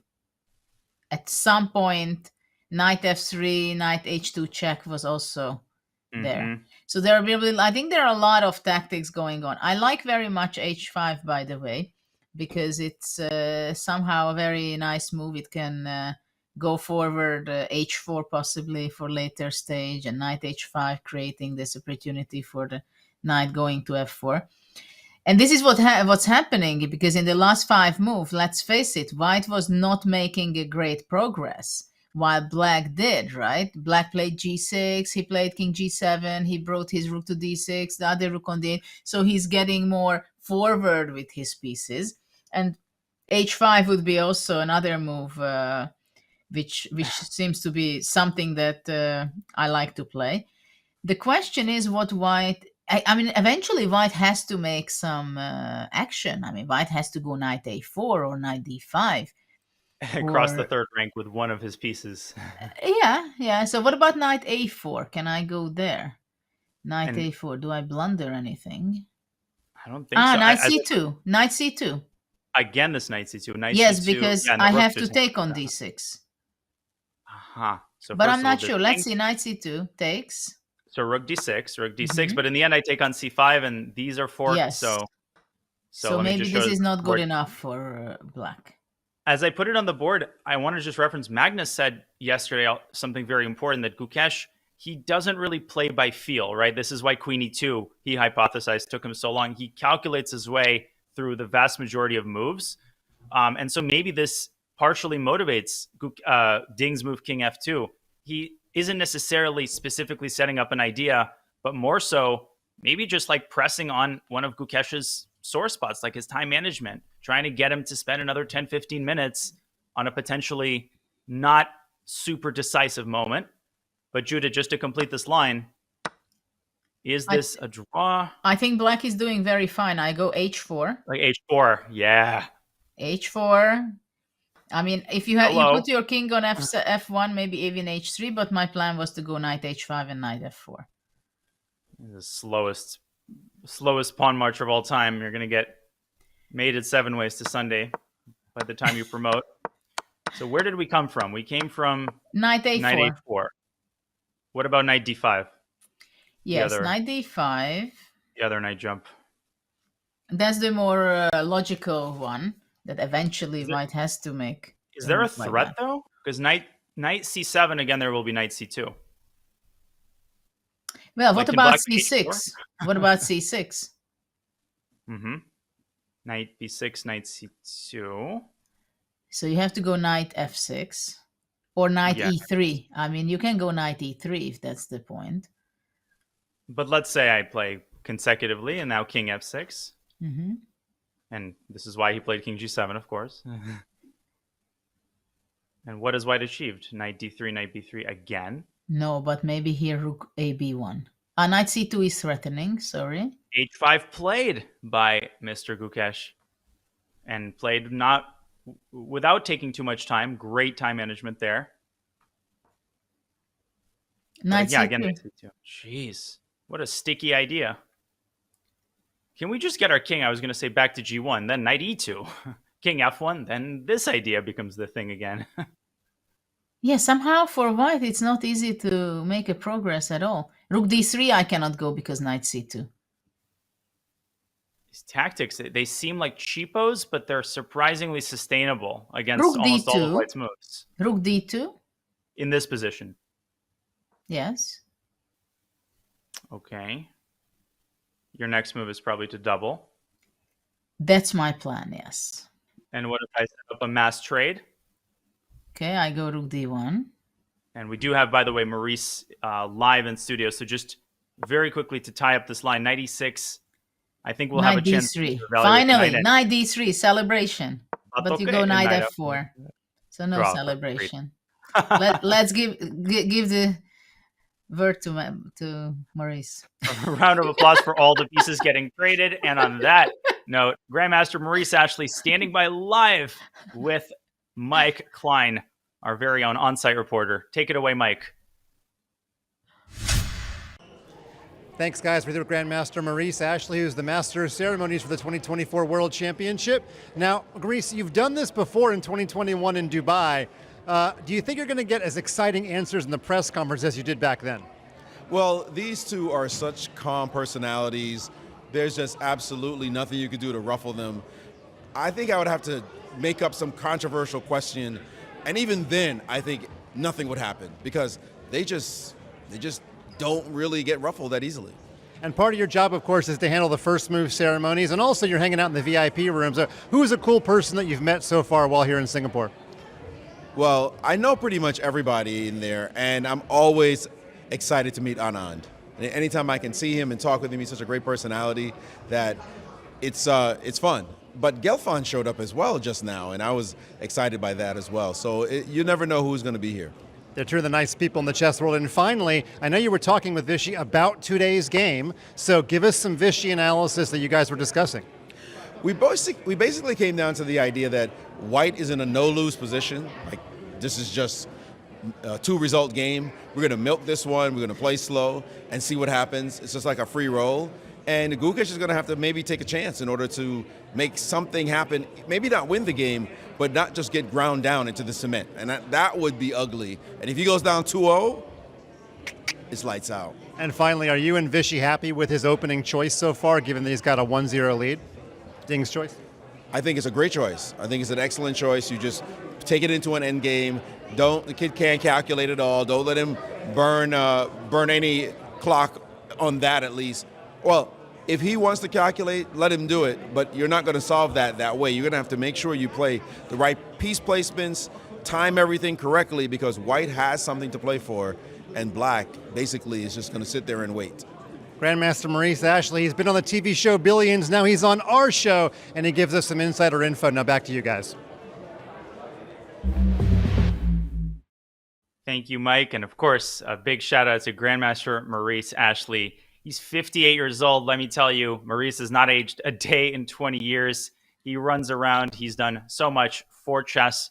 The first African-American Grandmaster, and the second was a newly minted, scored his third GM norm very recently. Congratulations to Brewington Hardaway. But Maurice, he is a man with boundless energy.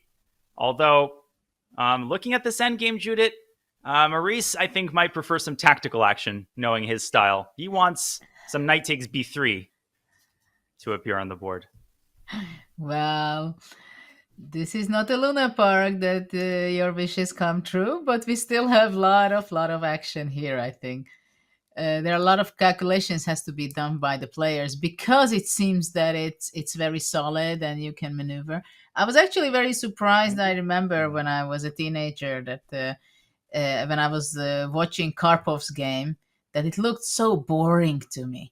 And then later on, I understood that actually the way he was maneuvering and placing his pieces, it meant that much later when action happened on the board, simply all the pieces were so perfectly placed that it was serving his ideas. And when tactics came, everything worked out. So this is the magic, what Ding is looking for also, that all the pieces has to be quietly moving around, and then hopefully the magic comes. Knight e2, not to d5. Look at that. Ding has his pieces on the first and second rank. He's getting passive. Is he pressing the eject button? Is he pressing the bailout button here with this move? In your opinion? And of course, related to that, what happens if Black trades everything, which might be overeager, because maybe that's exactly what Ding is hoping for. A knight endgame. I think it's kind of an unexpected move. For me, it is, definitely, that knight e2 is on the board. Because now... Can we see what happens if Black takes? And I'm not saying Gukesh will. He definitely might. I mean, this is kind of a draw for, isn't it? I was going to say those words, but I just didn't. It is kind of tantamount to a draw for, because if the Black Knight chills on d7, how on earth is White going to make progress? Like, this has to be equal, because b6 now is just going to finalize the peace agreement, so to speak. Finally, you get to play this move. Well, knight e2 seems to be I mean, probably if I would be playing with the black pieces, I would think, okay, so how can I press and move on? Not to exchange on e2. Mm-hmm. Because actually, if white to move and let's say white wants to exchange on d4, c takes d4, then that would be a fantastic position for black. Interesting. Because to me, like at first I thought, oh, maybe white wants that and white wants to stick the other knight on d3 on a blockading post. But of course, like black finally rectifies his pawn structure in that case. So it's not entirely clear what white's next move is. Feels like a bit of an exasperated move by Ding. Just feels like he's tired of the, the Karpovian maneuvering, and he's just like, let's sign the score sheets, get some pieces off the board, and let's make Title Tuesday. You're good, Ding. You got another 4 hours. And Gukesh says, I got another 4 hours. You see? He doesn't want to make a draw. He wants to play on. Knight c6 back. And it's a clear indication, right, that this means not necessarily Gukesh isn't sacking a knight, but he's keeping pieces on the board. That's literally what he's doing. And Knight Ding takes is e2 was a draw. uncomfortable. By force, knight e2 was a draw. Wow. I think it's clear that Gukesh is, he says, okay, I have my time, I have my patience. Let's sit here and look around what's going to be. If knight d3, knight b4. Look at this, knight b4. Whose knight is dancing and having the last laugh? In that case, it's... On rook takes d6. I wouldn't rule out rook d5, by the way, but as crazy as it sounds, it's attracting to me. But rook takes d6 is the move which should be tested first. Well, generally, of course, I love all these Petrosian kind of sacrifices with rook d5, but I would be afraid to give that away. It's probably not the right way to do at this point. But rook d6, now the big question is to take with the pawn. Mm-hmm. Or with the rook, right? Or because with after file. taking with the rook, the knight d3. And you can't go b6 still. But now we have a position which could have arisen like 15 moves ago when white decided to go rook d1 to c1. Which after was on rook move d6. 14. Yeah, because that was the case, right? Do you want to exchange the rooks? No, you don't want to exchange the rooks. You want to move away because you try to regroup your knight. That was only 6 moves ago, if you can believe that.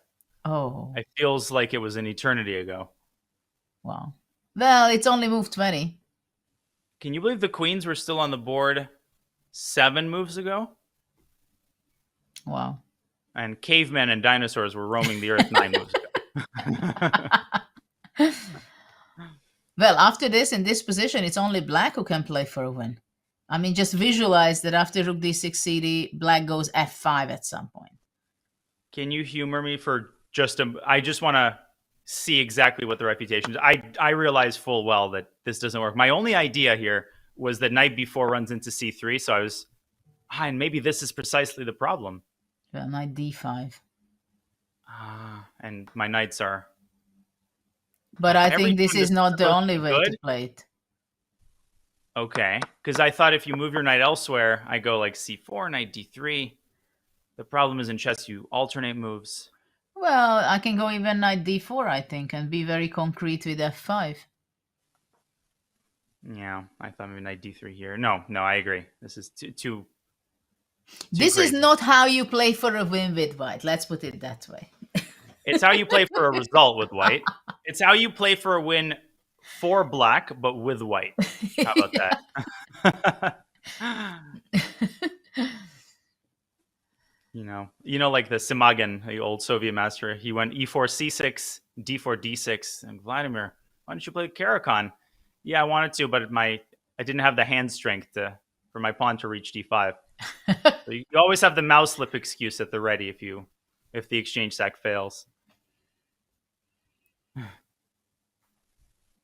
It's not funny for Ding, I think, at this point.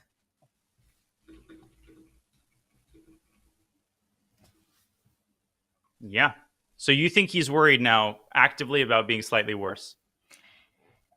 I do think that he got somehow he lost the thread after this g6 somewhere there, g6 king g7 rook d8.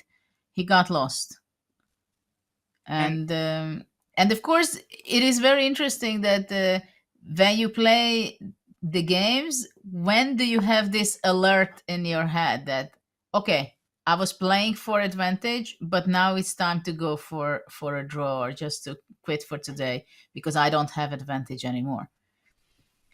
It's so clear. He's asking, Gukesh, all right, please be so kind as to return your horse to d4. Now, this is important, actually, because rook takes d1 seems to win a pawn. And again, Ding is relying on the weakness of black's queenside pawns. You get this mutual liquidation there, which had to be calculated by white. But okay, how does it go? Rook takes d1, knight takes d1, right? Again, there's the move on the one square away from the capture, but let's start with this. Knight takes a5. I'll point out, first of all, this is completely innocuous because, very importantly, look at this knight on e1 guarding both pawns. Really cool concept. But knight takes a5, Judith, I think, is bad for black. Because at the end of the line, you simply get forked. Exactly. And this knight, again, is a trooper of a defensive piece. So if Ding wants to draw, he can come back to d4. What if he wants to keep playing? Can he play a move like h4, or does that allow white finally to complete the maneuver? I don't believe that Gukesh will make a repetition of moves here. What about this move? No. Then king e2. Doesn't do anything. Does he have any grounds to play on here? Is there any imbalance that can be created? So what about rook d6? Takes, rook d6. Takes one side. Yeah. And by the way, if white takes rook takes d1, in the end, black will have knight d7. So I don't think... Yeah, you cannot take with the rook. Someone, I think in chat, was asking. The reason is, and we've been here before, it looks like a fork, but black can guard both pawns with this retreating knight move. So no, white has to take with a knight. And Judith, you're proposing rook d6. Yeah, what happens if I go rook d6 with an idea that after knight d3, knight d7? Though it's hard to imagine that black can go for more.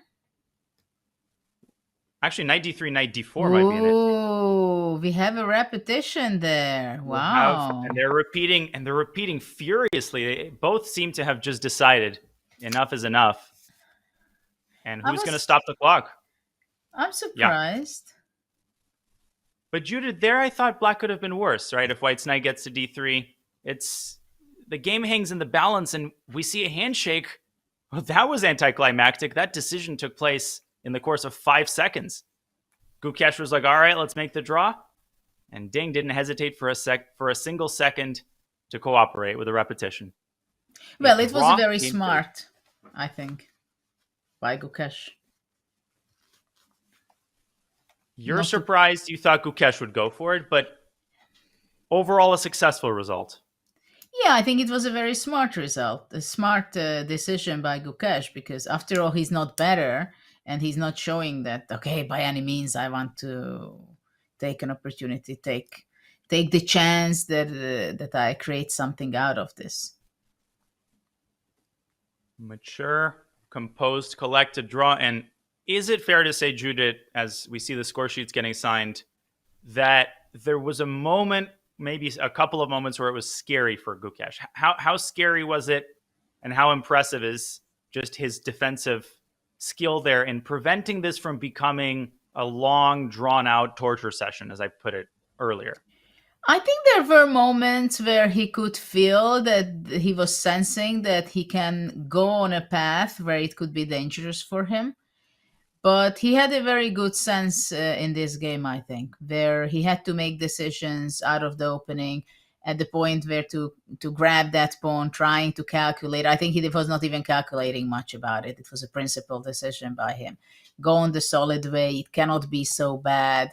He got surprised when Ding played rook c1 with his plan. After that, I think he was a little bit surprised at what kind of chances Ding could have, and obviously he knew that he wants to avoid one thing. He doesn't want to be the underdog in this position, that he's the one who is fighting and bragging and wanting a draw. That would be definitely not something he would feel comfortable with. But this is why he just found a very nice active plan, looking for counterplay and not allowing Ding to accomplish his plans. So he played very well, I think, and he made great decisions there. Well, an unexpectedly short game, but a game full of complexity, a draw in Game 2 of the World Championship, as Ding Liren, the reigning world champion, makes the practical decision and maintains a 1-point lead. You can sense the spark, John. He came armed with opening preparation. He might not have pulled off the legendary Karpovian win, but this is the Ding Liren that his fans wanted to see. And yet for Gukesh, he's on the board. He has now scored points, only half a point, but still at a world championship match.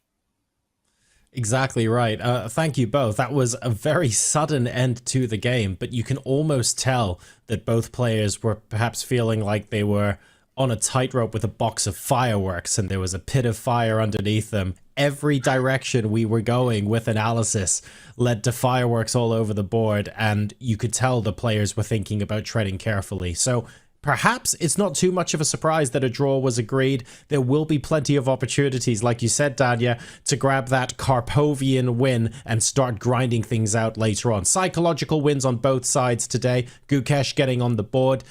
Ding able to hold his own. Maybe slightly uncomfortable at times, but able to walk away with that half point. And the players were very happily talking to each other straight after the game as well. So let's take a look at what that means for the match now. This was game number 2, of course. So that means that Ding Liren, the current world champion, is in the lead, 1.5 to 1/2 over Gukesh. A lot to talk about for analysis of this game in particular. But right now, what matters is its advantage incumbent world champion. Judith, this was such a huge win for Ding yesterday. Simply holding it today, how is he going to be feeling about that psychologically? Is this now a calm down, let's just rest and get ready for the next game? Well, the match is very long, so they have to keep their energy. At the same time, they have to give all in every game, right? So I think it went according to Ding's plan, that he wanted to play something solid. He wanted to try out something interesting and not a very fashionable line. And I think this is his strategy. He knew exactly. He has an experience with his previous match, where actually there were quite a lot of decisive games. He wants to keep it under control, I believe, and this is what he was doing today. He posed a little, not a huge problem to Gukesh, but he asked some questions which the challenger answered the right way.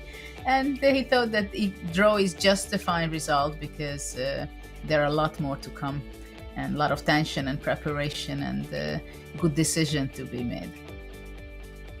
Thank you, Judith. We're going to get a chance now to revisit just a little bit of that tension here and show what kind of a tightrope the players were walking on. I thought you guys did such an incredible job of showing all the unbelievable variations and sidelines, but to take us through the main themes of what happened and what could have gone wrong for both players throughout game number 2, we've got Danya here to take us through that game.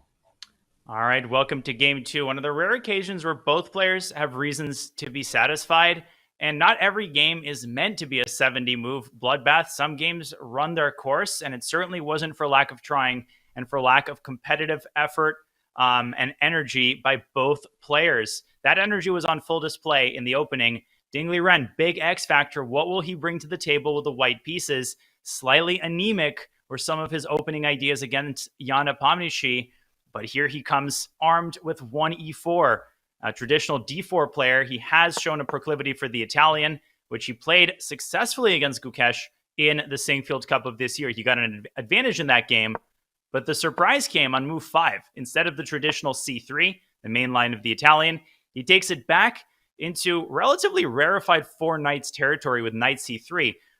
Pretty non-theoretical position as they throw in a6 and a4. And the novelty comes as early as move 8, h6 by Gukesh, bishop to e3, offering a trade, and bishop to e6, copycat chess blitzed out by Gukesh. And here, Ding, he took 45 minutes deciding which bishop to take. Just kidding. He did no such thing. He counter blitzes a5, an incredibly subtle move, which Judith and I spent many animated minutes unpacking. This is a sacrifice because Gukesh could have traded on c4 and then snuck his bishop into b4 and picked up the pawn on a5. Don't have time to get into the details, but this was certainly cooked up by Ding in his seconds. He gets a pretty big initiative here in return for either pawn that black can capture. Judith pointed out queen to d3, and this was not appealing to Gukesh given the situation he faced in this game. He chose the more mature Soviet school of chess castles kingside. That led to a trade and a fascinating endgame after the queens were swapped and a rook trade was offered. Here, Ding Liren says, no, enough trading. I'm moving my rook away from the open d-file, and the point of this move is to overprotect some of his pawns and prepare this knight maneuver to d3.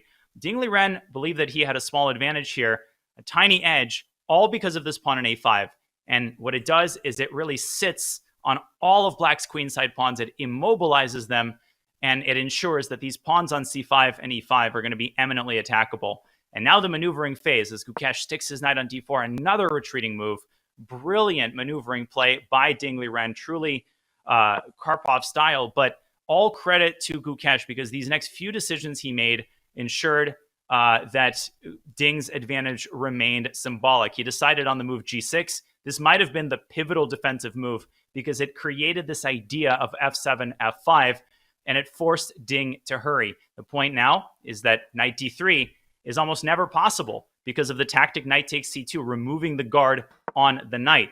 And if white dilly-dallies with a move like f3, Gukesh planned to remove his knight from f6 and quickly push f5, creating counterplay. For this reason, Ding brought his rook to d1. Gukesh responded in kind. f3 was met with yet another measured move, king g7. Ding did something very similar, both sides kind of improving their position. And Ding decided that he was at a dead end, that he just didn't have any clear, meaningful ways to keep applying pressure.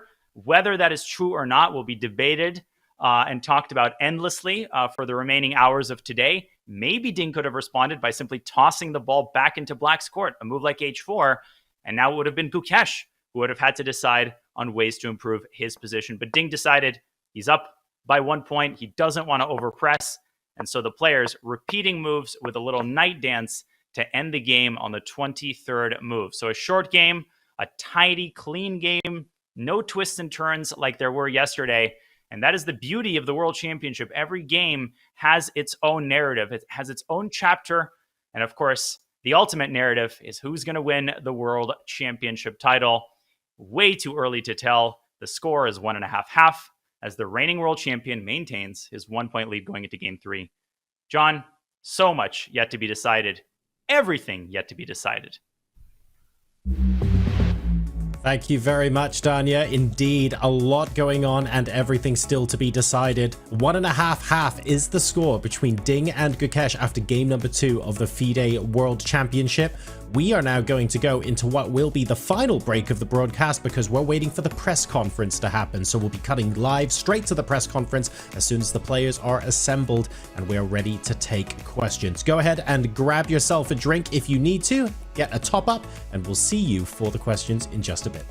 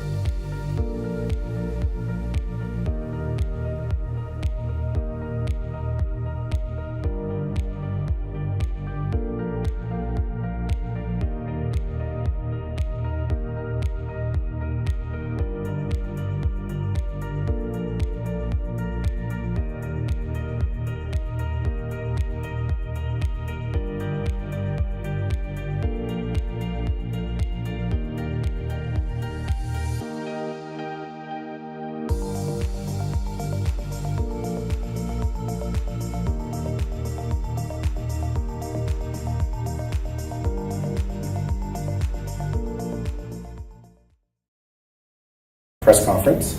I'm Maurice Ashley. I'm with the two players after a draw. I'd like to address questions to the players first, and then those of you in the press may take the microphone to my left and ask questions as well.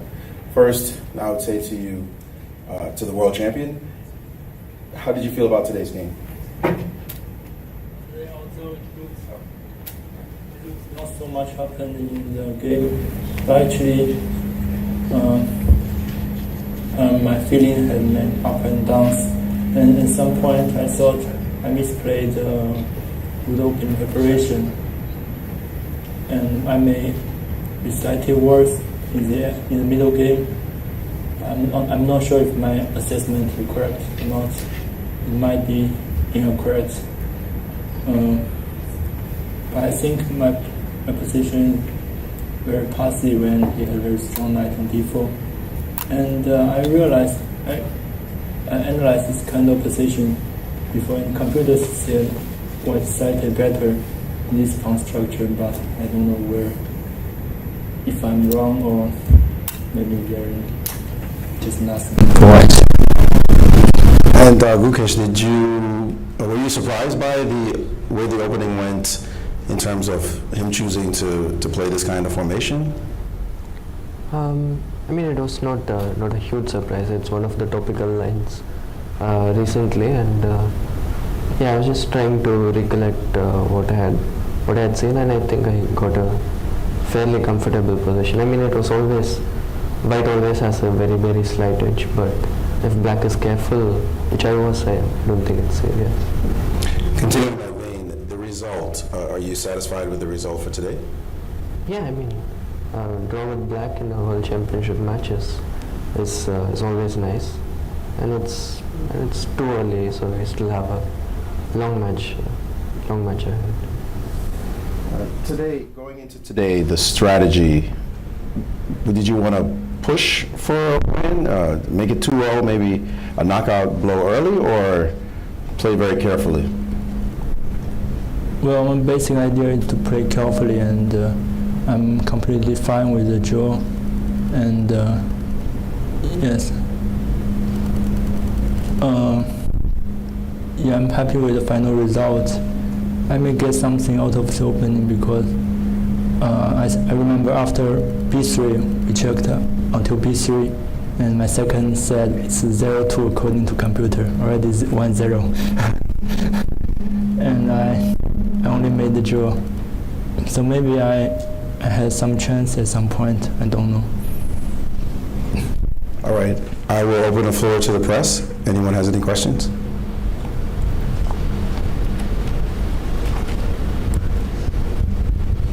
This is Mike Klein with Chess.com. My question is for Grandmaster Gukesh. This is your first big match. What are you thinking of the atmosphere of playing in this cube where you know on the other side hundreds of people are watching, you have no other games around you? That's got to be different than any other atmosphere you've played under before. Could you talk about how that's been so far after 2 rounds? Yeah, I think this may be the first time maybe I actually played another match, but it's one of the rare occasions where the only game happening is it's like mine, and I don't have any other game to see. But okay, it doesn't really matter. Yeah, I mean I've seen a lot of World Championship matches. The players play inside the cube, and now that I'm actually playing and not watching, it's quite exciting. Anyone else? Thank you. I had 2 or 3 questions. Sorry. By the way, prepared. Please line up behind him so that we can. I did have a couple of questions, but Maurice went before. So I want to ask you, Gukesh, in the commentary booth, Vishy said that you winning this match would be huge for Indian chess. I was wondering, how are you able to cope with this extra pressure of representing such a big nation? Yeah, I mean, there's obviously some pressure. For anyone playing in a World Championship, there's a lot of pressure. But I also see it as a privilege that I can represent so many people and my country. And yeah, it would be a very nice achievement, obviously, if I win the match. And yeah, I'm just focusing on one game at a time, and hopefully things go my way. Another question from FIDE social media by Archid Cycle. How much of a difference does it make psychologically to have the white or black pieces for you both?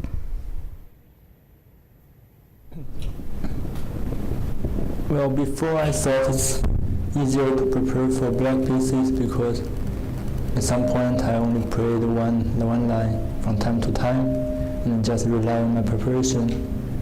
But sometimes here, for example, in the first game I play something new in the opening, and of course it requires a lot of memory. And so also today I played not a common move, e4, and also I prepared a lot. So was that white or black in the end? Which one do you prefer? From the preparation aspect, maybe no.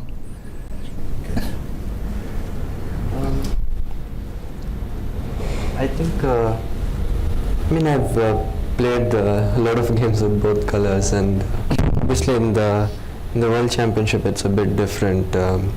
You need some kind of approach, but I see it as a normal game with both colors. Obviously white always has the slight edge, but yeah, it's I think nowadays the difference is also less because of all the lines that computer comes up with. So it's like playing any normal game. I don't really have a preference. Next question. One more for Grandmaster Gukesh, if I may. After the loss yesterday, you talked at the opening press conference about how much Grandmaster Gajewski means to you, second only to your parents. Did you guys dwell on what you could have done better in Game 1, or did you guys get right into Game 2? And what did he say to you to help you get mentally, overcome what happened in round 1? We all knew that things can happen. Losing is just a part of the game, so it was not a shock. We were prepared, and yeah, we are just sticking to the plan. And obviously Gayu, he's not only helping me with chess, but also helping me get ready mentally, and just to keep my well-being. And yeah, he said a few things which helped me recover quickly, and then we were on to today. So yeah, hopefully today was a good day, and hopefully we'll have many more good days coming. I'm from the organization. I have a few Chinese questions for Ding Liren. First of all, 可以简单说一下今天对局的情况。今天这盘棋对我走了平时不太常用的E4，但是我有备而来。然后开局阶段 A5是一步新招，也给了他一些意外吧。然后我也得到了一个想要的局面，就根据我的助手，这个局面白方还是有一些发展的空间的。但是我觉得，从我看来，可能 GFC1 不太 GDC1 不太精确，可能应该有 GE1，这是我临场比较后悔的地方。走完之后，我不知道电脑怎么判断，我就觉得这个局面我已经没有什么优势了，所以我接下去就是在尽可能的，寻找一些反击的机会吧。你刚才说对局当中心情还是有起伏的，大概是什么时候？就是我觉得我没有走出G1，我有点沮丧。好，那最后一个问题，昨天赢了棋，晚上有没有激动的睡不着觉？对，我昨天凌晨3点才睡着，然后我觉得可能不是因为赢棋的兴奋，而是咖啡的作用。好，谢谢。Hello, Abhinav Suresh from US Chess. I have a question for both players. Ding, you took a fairly long amount of time to play rook d to c1, and Gukesh, you took a fairly long time to respond. It felt like a counterintuitive move to put a rook behind the c2 pawn. Can you describe both of what your thought processes were with this move in particular? Well, I knew rook c1 is one idea in this kind of pawn structure, but in the game I'm not sure if it's a good move. I don't think it's a good move actually, because I don't know how to develop when he has such a strong knight on d4.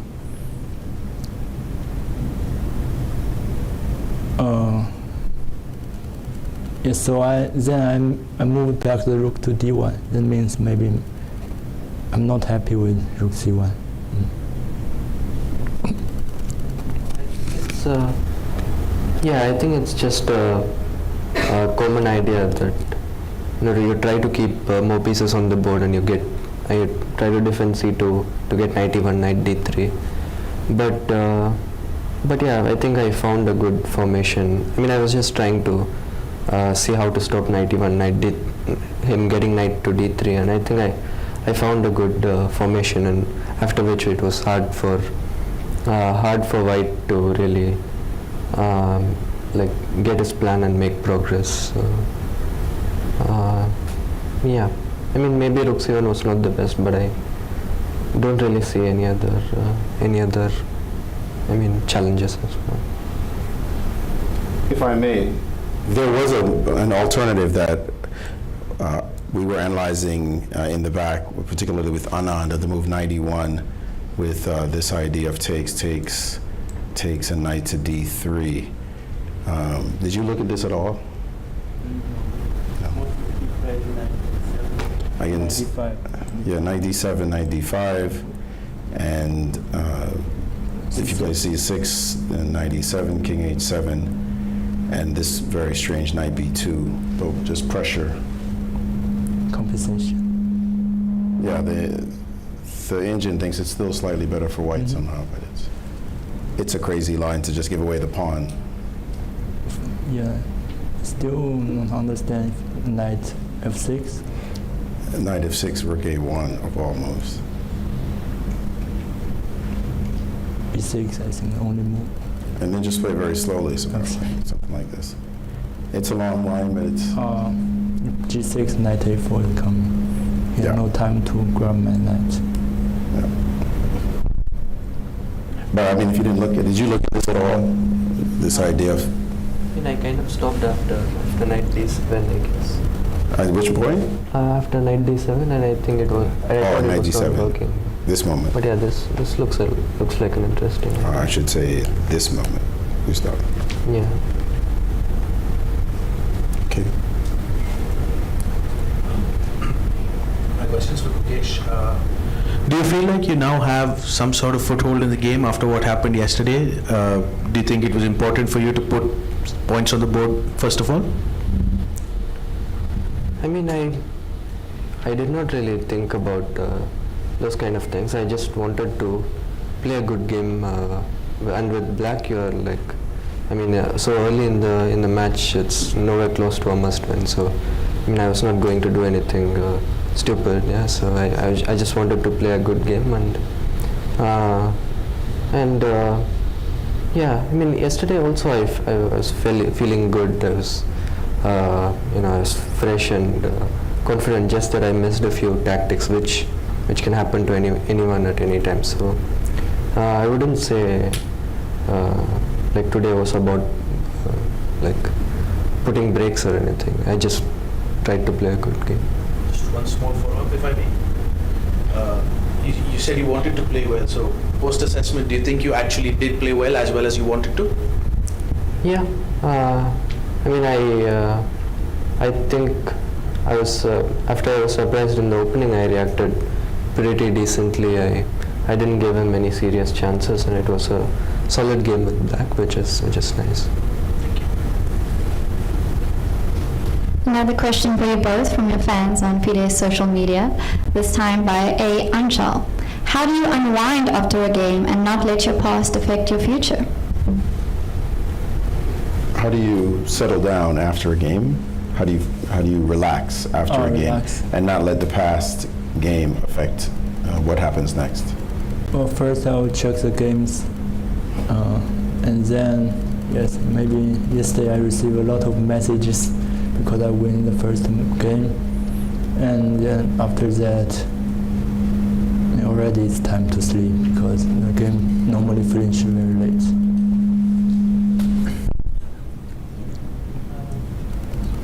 Yeah, I mean, I maybe discuss the game a bit, and then, yeah, I mean, it's normal. Like I eat dinner, I sleep, I think about the next game. So yeah, nothing huge really. I'll ask one last question. What is your expectation for tomorrow, if you've thought about it at all? Well, I think it will be a big fight because he's a point down and he has white pieces, so I'm ready for a fight. You got the white pieces tomorrow. What can we expect? I mean, I will just try to play a good game because after all, the only thing you can do to try and win is to play good games. Wise words. Well, thank you so much. Thank you. This is the end of the post-game press conference. Tomorrow will be game 3. It starts at 5 p.m. local time. See you then and have a good night.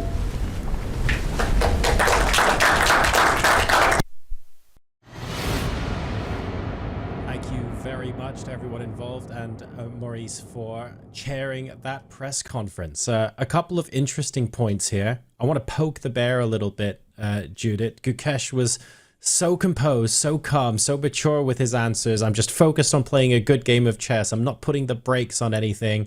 I just want to objectively do the best thing in the position.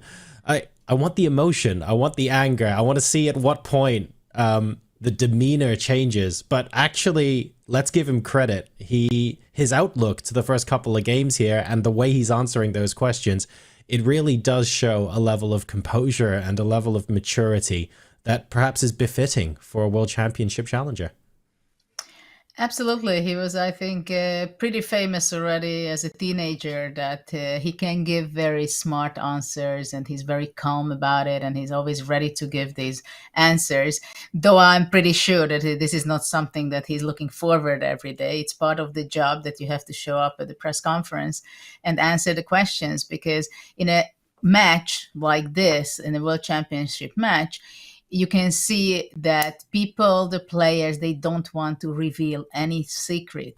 So they are kind of hiding it, like who are the seconds? What are you doing after the game? How do you make relaxation? But somehow the players always sneak out and give some part of the answers, so the audience and the media is also happy. But generally speaking, they try to keep it for themselves because every little detail can count, and they don't like to share it so much with the media because it's a strategic plan what they have. And I like it very much that Gukesh is really saying, repeatedly, he's saying, I just try to play a good game. So let's hop on board the back of that to see if we can extrapolate a little bit there, Danya. The players have things they know they don't want to say. They have prepared statements where it's like, okay, I need to be careful not to give too much away. How do we read into that? What are they not saying that we should be looking into? Like, how do we make the press conference just that little bit more spicy by inferring things from what they're not saying? What would you be looking for? Listen, 5 years ago, I think I'd spin up the idea that they're carrying, international state secrets and, briefcases full of documents that contain weird notation. But no, the reality is they're tired. They're thinking about the next game. And they're professional. Both of these players are so easy to root for because they're consummate professionals. They do their job and they do it well. And they're nice to reporters. But John, this is nothing new. And let me make one last historical reference, right? reporters have always wanted to find out what the world champion is thinking, what the challenger is thinking, what opening is going to be played next. And that is the main thing. By no means do you ever reveal any clues or the identity of individuals like Pavel Ilyanov, right? Jan Ludwig Hammer shared that story because he's a Caro-Kann expert. And what opening might he want to play next? Here's a quote from 1890, that Steinitz versus Gunsberg match. This is the New York Sun. Reporting live on scene, Gunsberg had arrived to the playing hall. He was in a very quiet mood, out of which he could not even be aroused by the same process which had proved so effective in case of his veteran opponent. He had very little to say to anyone, and the obsession back then, when asked what he would do if Steinitz fired off an Evans gambit at him, he replied with what may almost be described as his characteristic quiet meekness, "I don't know. Now leave me alone and let me play my opening and not reveal to Steinitz what I've prepared today." This was 1890, so the players, they do their job, and then they go home, and they try to let the moves speak for themselves. So no prizing into the preparation for either of these players heading into round 3 of this World Championship match. The game, of course, is concluded for today. It ended in a draw, but we will be resuming the broadcast tomorrow. Let's take a look at what time that's going to be where you are in the world. Locally in Singapore, it is 5 o'clock in the afternoon. In LA, that would be 1 in the morning. In New York on the East Coast, that's 4 in the morning. London, where I am, it's 9 a.m. And then New Delhi, 2:30. Beijing and Singapore, 5 p.m. So hopefully you guys will be setting your alarms. If today was the first day you came onto the broadcast and want to know when it starts tomorrow, that is the game start time. We'll be live about 20 minutes before the game start as well, maybe half an hour. So if you want to check out the pre-show, you can come and grab us then. Right, so maybe an unexpectedly short day today for game number 2, but a lot to break down heading into the third game. Do we feel, Danya, like we're in a little bit more of a settled place where the match is concerned? What do you think we're going to get tomorrow? Well, Gukesh is on the board, and that is big for him. With the black pieces, this is the Gukesh that we're used to. This is the Gukesh that we saw draw Hikaru Nakamura, right, with black in the last round of the candidates. But at the same time, to echo a point Judah made yesterday, pilots, for example, they talk about how they train with a flight simulator that feels exactly like a real airplane. And yet, when you've got a crisis in a real airplane, it's still different. You're dealing with real lives. It's your life. It's a real situation. With Gukesh, we sing his praises for very good reason. But this is a kind of adversity that he hasn't faced yet, right? He's down a point. He lost the first game with white. He made uncharacteristically poor decisions, and he's in the airplane now. And, this is the ultimate test. But the good news for him is that it's still very early in the match. He's got so many games to recover, and he's on the right path. Both players are pretty satisfied. I mean it. Ding is up a point. He's back to his old self, and he's doing amazing. But Gukesh, with a draw of the black pieces, maybe gives himself that extra confidence he needs to carry forward the momentum to game 3. Unmissable will be the third game on Wednesday. Set your alarms. And I was going to say, don't be alarmed if you miss it. Yeah, you should be alarmed if you miss your alarms. Not a day you want to oversleep. Absolutely not. And carrying over from that, Judith, your final thoughts on how the match is poised after 2 games and what you'd like to see tomorrow. Well, we've been an incredible start yesterday, and it's a lead of Ding Liren. Today, I was kind of expecting something similar to this, that the players will be going on a solid mode. At the same time, Gukesh was very much alert how to react on the small questions and small interesting novelty what Ding was preparing against him. But I think by now, after the first 2 games, the players are getting used to the atmosphere, that they are completely focused. They know every little bit around the playing hall or the box, the glass box they're playing in. So they are getting into the feeling of the heat of the match. And I think it also calms them down a little bit. But on the other hand, they also both know that only one move and it can cost them the game, which would be very painful for Gukesh. But I think tomorrow he's going to be coming out with his sword, and he's going to be fighting to equalize the match.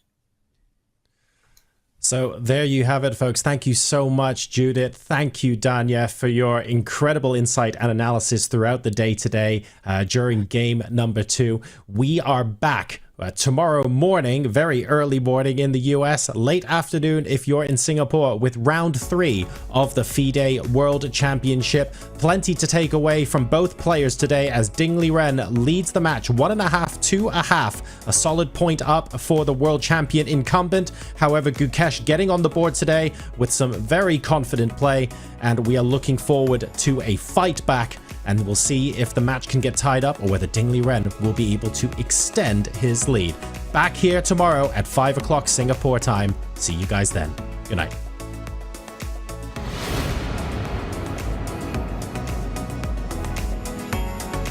Ding Liren take a solid approach because he has shown a propensity for 1 e4. E4 has indeed been played. Rome wasn't built in a day, but I think the Italian might be built up on the board in just a couple of seconds here, Judith. So he's in a very good mood, and definitely today he wants to try it. I would think that Gukesh will also be more solid than yesterday. Quite a lot of tension with the pawns, but he plays e5. Look at that. How are they still blitzing moves? I mean, either of the bishops can be captured by either side, and neither side is capturing either of them. So I think it was a very smart choice by Ding, and it is very uncomfortable for Gukesh. I would think that for Gukesh, the draw would be just a perfect result for today, and then move on for the next one. King g7 is an indication that he's happy with the construction of his rooks and minor pieces. Super high level chess, John, from both sides here thus far. You see? He doesn't want to make a draw. He wants to play on. Knight c6 back. And it's a clear indication, right, that this means not necessarily Gukesh isn't sacking a knight, but he's keeping pieces on the board. And Knight Ding takes is c2 was a draw. uncomfortable. Actually, knight d3, knight d4 might be in it. Oh, we have a repetition there. Wow. And they're repeating furiously. They both seem to have just decided enough is enough. I'm surprised. Yeah. But Judith, there I thought black could have been worse, right? If white's knight gets to d3, the game hangs in the balance, and we see a handshake. Well, that was anticlimactic. That decision took place in the course of 5 seconds. Gukesh was like, all right, let's make the draw. And Ding didn't hesitate for a single second.